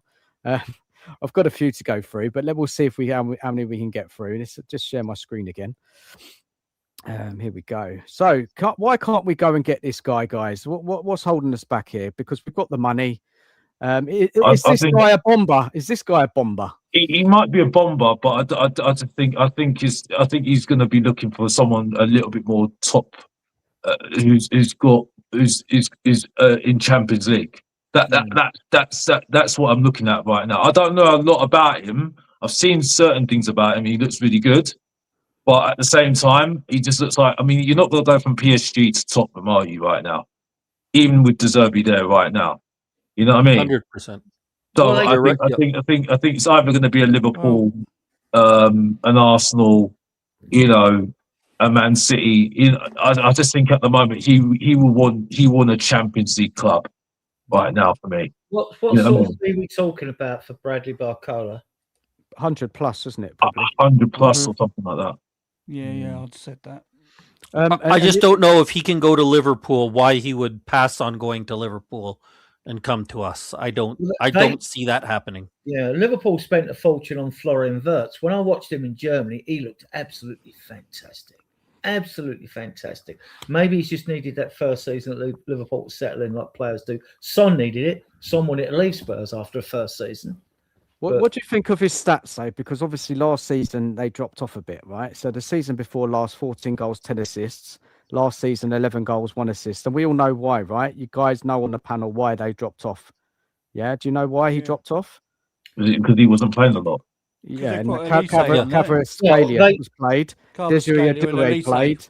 Yeah, not Elise so much, but Desiree Adure and Kvaratskhelia, they were all fighting it out for that left wing position. So that's why. And they played a lot of games because they played Chelsea in the club championship and all that, didn't they? They've got huge competition, haven't they? They've got top players. Do you rate this player, guys? Because there's a lot of question marks. People across the fan, not just generally in football, like people have question marks over this player. There's a bit of debate around him, really. Some question marks. Guys, do you rate him? Yeah, he'd be great. Yeah. No, sorry, at least I said Pyan. Sorry, I've got that totally muddled up. He's in his last year, isn't he? Of contract, I think. I think Get his I think contract up. How long's he got? I think he wants to leave because he wants more game time, which is understandable when you're in a squad like PSG have got. Yeah. Yeah, I he think- would I be think- he would be an couple more players. amazing player to bring in for us. That's Like, When look I at- say this I though, mean, I if we think could get I him, think that'd be great. But I- it just ain't I gonna think happen. he's a risk for a top club, but at the same time, look at Salah. Salah wasn't at his best when he went to Chelsea, didn't he? I can't remember where the team he came from, and then he went to Rome. I think it was Roma. Roma, or I can't His remember who it was contract now. expires on the and then- 30th of the 6th, 28. It would depend on these elite players is if they'd want to come to a club like Spurs, right? Now, Yeah. Deserve might be able to talk them into like his talk to Nali and all that. When you're talking about Barcola, I like the player, right? Don't get me wrong, who doesn't, right? But I've just got a better option than him that's cheaper, you know. I just think you are taking a risk with these certain players that haven't really had a good season the last season. But Salah didn't have a great season at Chelsea. Then he went to Roma, and then he absolutely exploded, and then went to Liverpool. So sometimes it's the right time, it's the right club, and the way that you use them, because it's all about systems now, isn't it? You get what I'm saying? So again, I don't think he's right for Tottenham, though. No, I don't think he is, because at the moment he's not on our level. The level he is way above what Tottenham are at the moment. So at the end of the day, he is a. You scared me, Alex. You scared me when you said he's not right for what Tottenham. What are you talking about? It was like, Yes, you clarified. Thank you for clarifying. Listen, guys. I think he's a top. He's a top 4 sort of player right now for me in the Premier League. Listen, guys, Barcola's going to Liverpool, right, or someone like that. Yeah, he ain't coming to Tottenham, right? Who are PSG actually linked with now to go to take his place? They already have it. They already have Akliouche. They already have. They're going for Mika They already have Götze. Why can't we go for Mika Götze? If he's good enough for PSG, he's certainly good enough for Tottenham. Well, 2 reasons. And his output is he's going to PSG. And how much would he cost? Huh? I said he's going to PSG, so we're not going to gazump PSG. His output's better than Diamondi, mate. His output's much better. Right. I would definitely in the Dutch league versus the German league. Before Tonali and Fernandes, right? We all said this particular player was out of their reach for money and wages, right? He's coming back to full fitness and he's absolutely fantastic. And Nico Williams has only got an 85 million release clause. That's it. Now, the player might not want to come to Spurs. We haven't got Champions League football and all that. But I would certainly go and inquire. I'd be inquiring. I'd say, right, we want to break your release clause. We'll take him. Who, Adrian? Who did you say? Nico Williams. I can't. He if he didn't want to go to Barcelona, I can't imagine how he wants to come to Spurs. I think he made his decision that he wants to stay at Bilbao. I would ask the question. I'd say, right, we're willing to break. We're willing to meet your release clause of 85 million. It's gone up to 85 million. This is before the big bust in the inflation in the transfer market. But I would ask the question. I say, right, we're willing to do that, and I have no qualms about him making it in the Premier League. But I'm going. You're going to finish. No, 85 million. I just think, well, what we've been paying, I'm going. I'm going. I get where you're saying. I get where you're coming from. Should we do some more players, guys? I was just about to say that because you said you have other players, isn't it? Let's go to the next one. Yeah, let's go to the next one, guys. Yeah, share screen. Hold on. Big up chat. Big up to everyone in the chat. Thank you for watching tonight. Smash the like button and subscribe and all of that. Thank you so much. Cracking show. Okay, we've done that one. Let's go to the next one. Hold on here. Right. This guy. Adrian can start with this one because he's a massive fan. This kid scores bangers. He scores bangers. I like him. I mean, like, he's got a good GA. Will he make it in the Premier League? Who knows? You never know until they get here. But he's got an eye for goal, and he's got an eye for a goal outside the box. So yeah, I'm taking him every day. Yeah.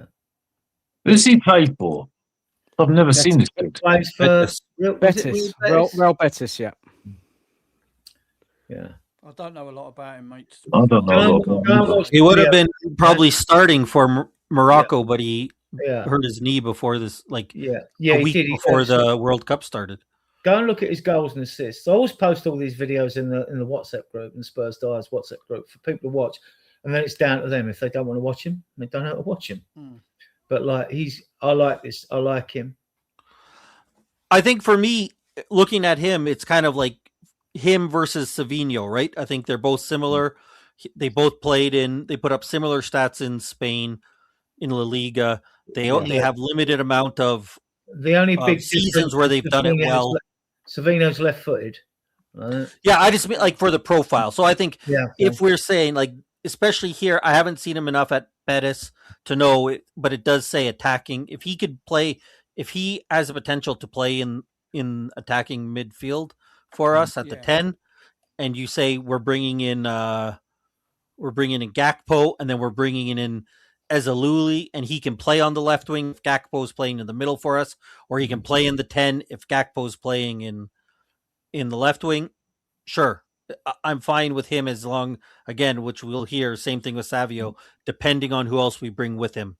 But he's an intriguing player. Like, you can't, 10 goals, 8 assists, key player for Morocco. There's a lot of things to like. There's a lot of talent. Let me give you a bit more information about him, guys. So his strengths are his dribbling, right? He wants the defenders isolated. He will repeatedly attack them. He can draw 2 defenders towards him, creating space elsewhere, and has the acceleration to attack behind a high defensive line. That could really work nicely with players like Xavi, Kudos moving inside. 10 league goals is good, but again, that Spain is so different coming to the Premier League. It's a completely different ball game. The concern, a little bit of consistency, but last season was his strongest, and his kind of final product is getting better. Last season was an outlier. I mean, he's not a bomber. He's definitely not a bomber, right? No. Definitely not. But a sensible signing, absolutely. And yeah, so if the bomber did turn out to be this player, would you be disappointed in No, I'd be very happy if we got him. Fair enough. Should we if he was our marquee attacking player, I would be disappointed. Yeah. If we didn't get somebody to come with him, that would be disappointing. I don't know a lot about him, but I would you take him as the third attacker at box office? Would you take him as the third attacker? No, I don't know.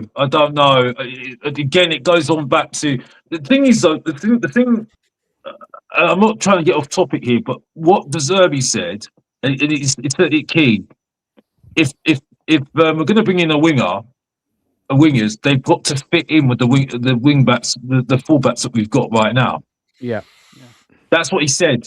That's a key thing about what he said. They can't be wingers that don't connect with don't match up with what we've got on the full backs, because he wants them to work really well. Because what we've seen from pre-season recently, we're focusing on I think we've all seen that he's focused on the wide areas, isn't he? Attacking the wide areas of the opposition, isn't he?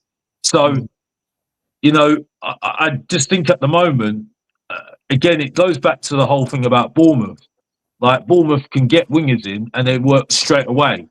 And why do you think they work really well? Because every single time they work out the way that they can tick, or they're right for what they want to do. You see what I'm saying? So this is where I don't know a lot about him, to be honest with you. That's the thing at the moment. So I think he's a bit of a risk for me. And looked at his, I mean, I don't want to just look at his stats, because I think that's not enough for me. But I mean, he's only had really his best season this season. It's a bit of a gamble. He's a bit of a gamble for me. But again, I haven't watched him, so me just going on his stats, that ain't good. That for me, that's not giving me a well-rounded opinion here. You know what I mean? So I watch a few games of him. Have you got Syed Almala on your list, Dan? No, but I've got some more plays. Let's crack on. Let's keep going, because otherwise we'll be all night. I'm not getting up. I'm all right. I ain't got too much longer left, so yeah. Let me go to the next one and let's move the song a little. Hendrick. Right, guys, have a good look at this player. I think, Scott, you mentioned it in the chat earlier. I'll tell you what. We talked about it a little bit earlier because we talked about Endrick on a different show, and I didn't realize how well he had done. I only saw his 5 goals. I didn't see his 7 assists. So I went in and watched videos, and as someone who says you can't get much from watching videos, I'm not gonna lie, I got myself a little bit hyped up on him watching the videos, and I realized that's the terrible thing to do about it. But I went and watched YouTube videos on him, and so he's a fun player to watch. Exciting. I'm not sure. Again, there's a lot on him is potential, right? You see, he hasn't played a ton, but 5 goals, 7 assists in I think 16 games is impressive. It's League One, but still, if you go to League One, that's the kind of production you'd want to see. I think for him, he is 100% potential, though. You're thinking this is a kid who had he's played for Brazil, the Brazilian national team.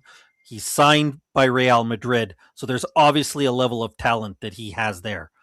Now, we've all seen, though, there's talented players that don't turn out. But I would be very excited if we got this player, fully admitting that it's very much based on potential and all the hype that you shouldn't get hyped up about.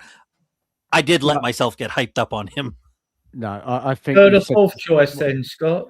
No, Adrian, don't jump ahead, mate. Let's stay on track. Let me go a little bit more about this player.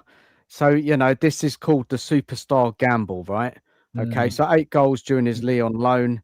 This would qualify as a bomber because of the name potential and difficulty of getting him. Hendrick can be explosive, powerful for his size, and loves attacking the goal. That's his biggest attraction upside. You're potentially signing somebody who could become one of the world's leading forwards. So why Spurs, you may think? And this wouldn't be necessarily him replacing Solanke immediately. Solanke could still be De Zerbi's number 9 for next season, which I'm not happy about, but it looks like it's going to be the case. Or Spurs develop Hendrick into an eventual successor. But here's your debate. After spending 250 million, do Spurs need potential up front or somebody ready to score 20 goals now? And would you agree that this is a bomber rating? Guys, go for it. I thought right, this was a clue. I thought that this was going to be one of the signings that we were going to be looking at, because there was I know that it was a rumor, and I'm ruining my video that I'm going to be doing too. Box office, sorry, I got to interrupt. Scott, mate, you've got to jump. Appreciate you coming on, man. Big up, Scott. Take care of yourself, buddy. Yeah, sorry, I lost track of time as you do. I got to go. Always great chatting. Adrian, apologies for cutting you off earlier there. That was, I just got excited, but it's all good chatting with you guys. And I'll be listening.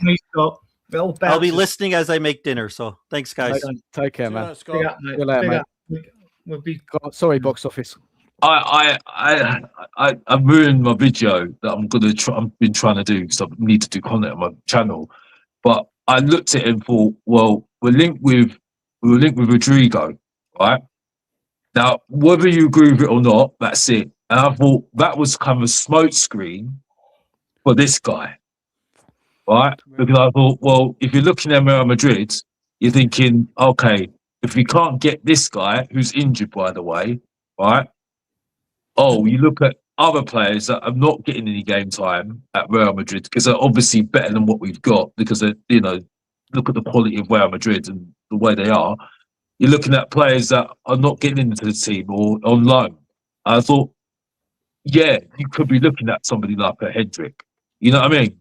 Because he's got that great potential. He's got that commercial side of things as well. So Tottenham might look at that as well as someone to bring in as well.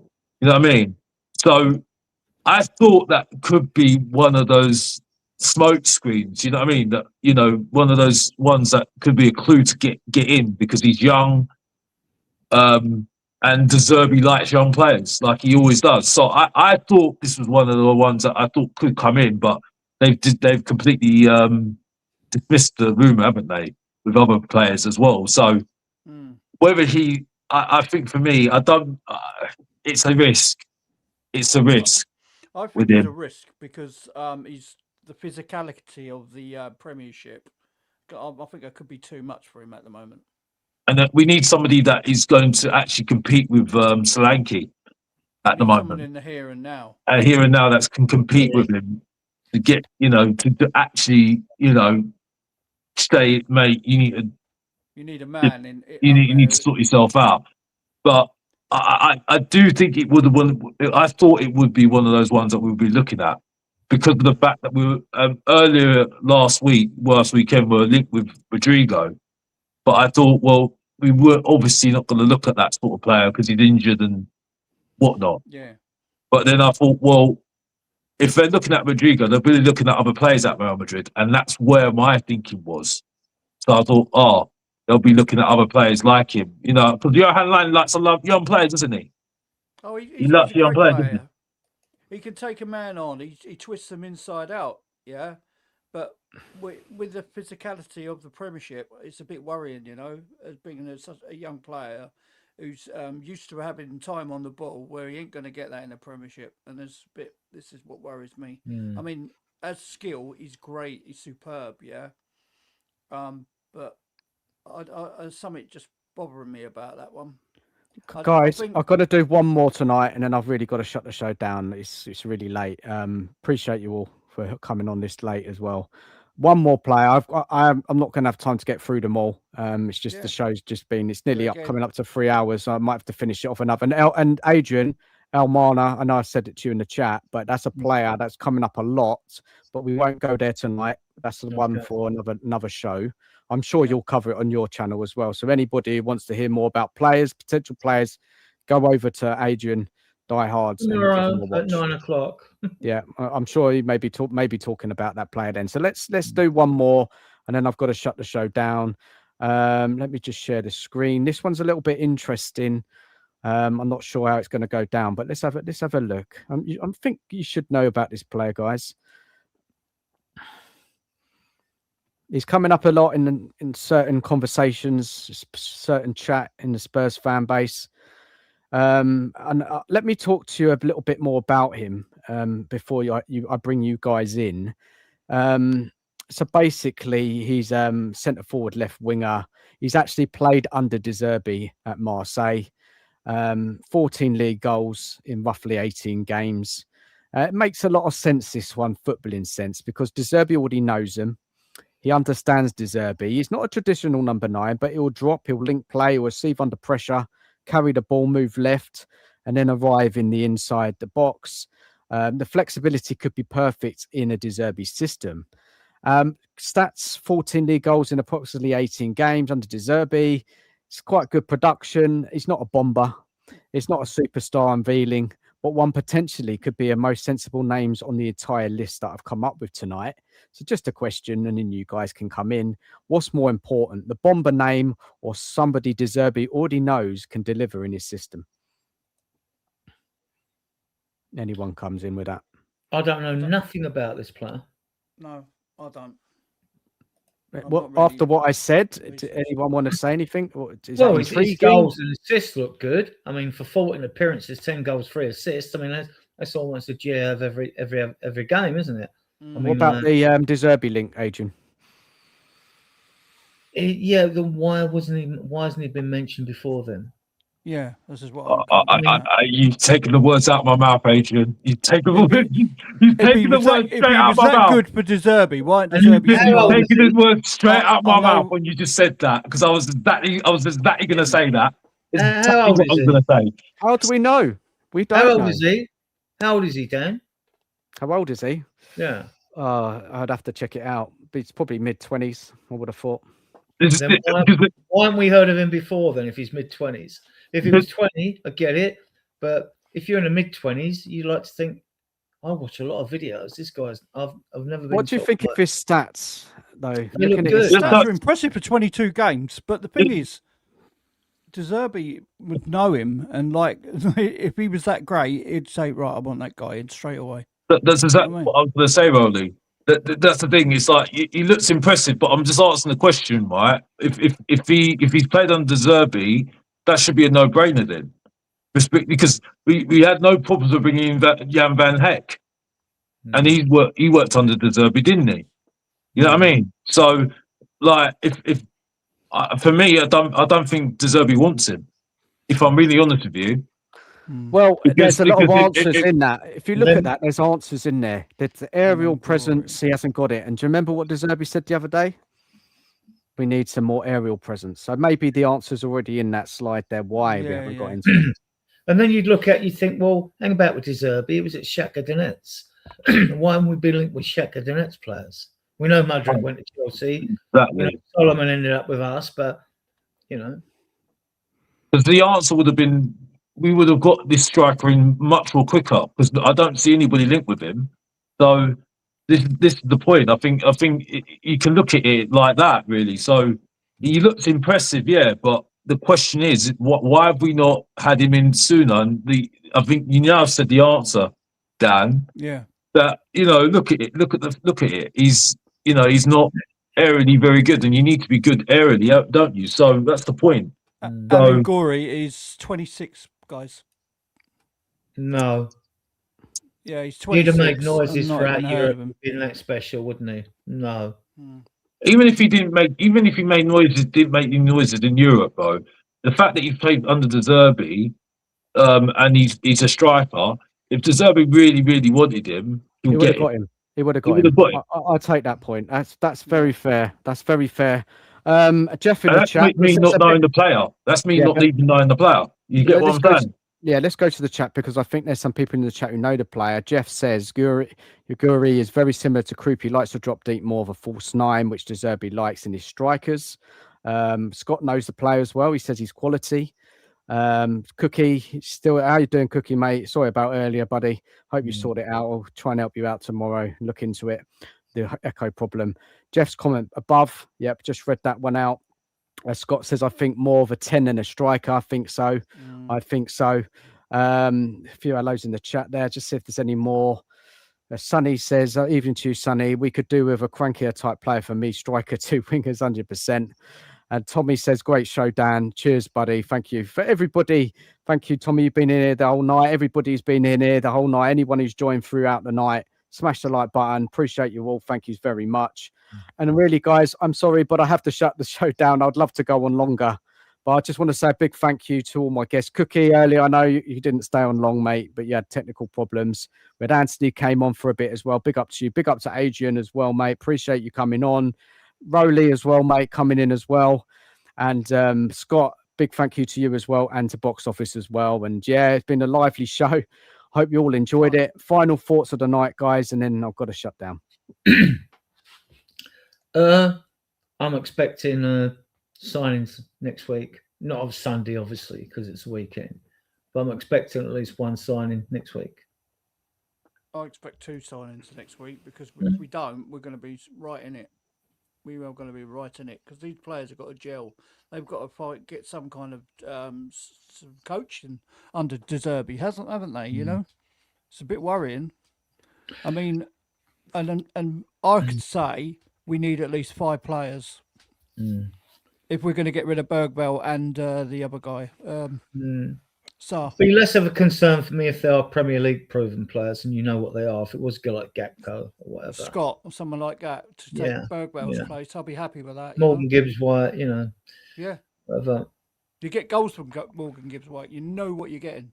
Makes a lot of sense. Makes a lot of sense. Final thoughts, guys. Adrian, you've said your bit. Rowley, final thoughts from you, mate, and then we'll go to Box Office, and then I've got to shut the show down. Can't really say a lot about today, about the game, can you? It's just like a training game at the end of the day. Yeah. It's always nice to beat Chelsea. And let's see what happens. Let's see what happens with Tottenham. You know, no one could give any predictions of where we're going to come until the end of the transfer window, and we know where we are with the transfers are coming in. Right, I've got to go. The baby's crying. Sorry, guys. Box Office, final thoughts. Oh, so yeah, 2 signings in, and that will complete the transfer window for me. And then there's no excuses next season for me. That's it. Back to you, Dan. Cheers, Alex. Cheers, Box Office. Thank you so much, and cheers everyone in the chat. Big up to everyone who's watched. Smash the like on the way out if you haven't. Subscribe if you're new. Subscribe to my guests as well. Thank you so much. Big up to everyone, and good night. And I'll catch you all soon. Bye bye. See you later. Sayonara.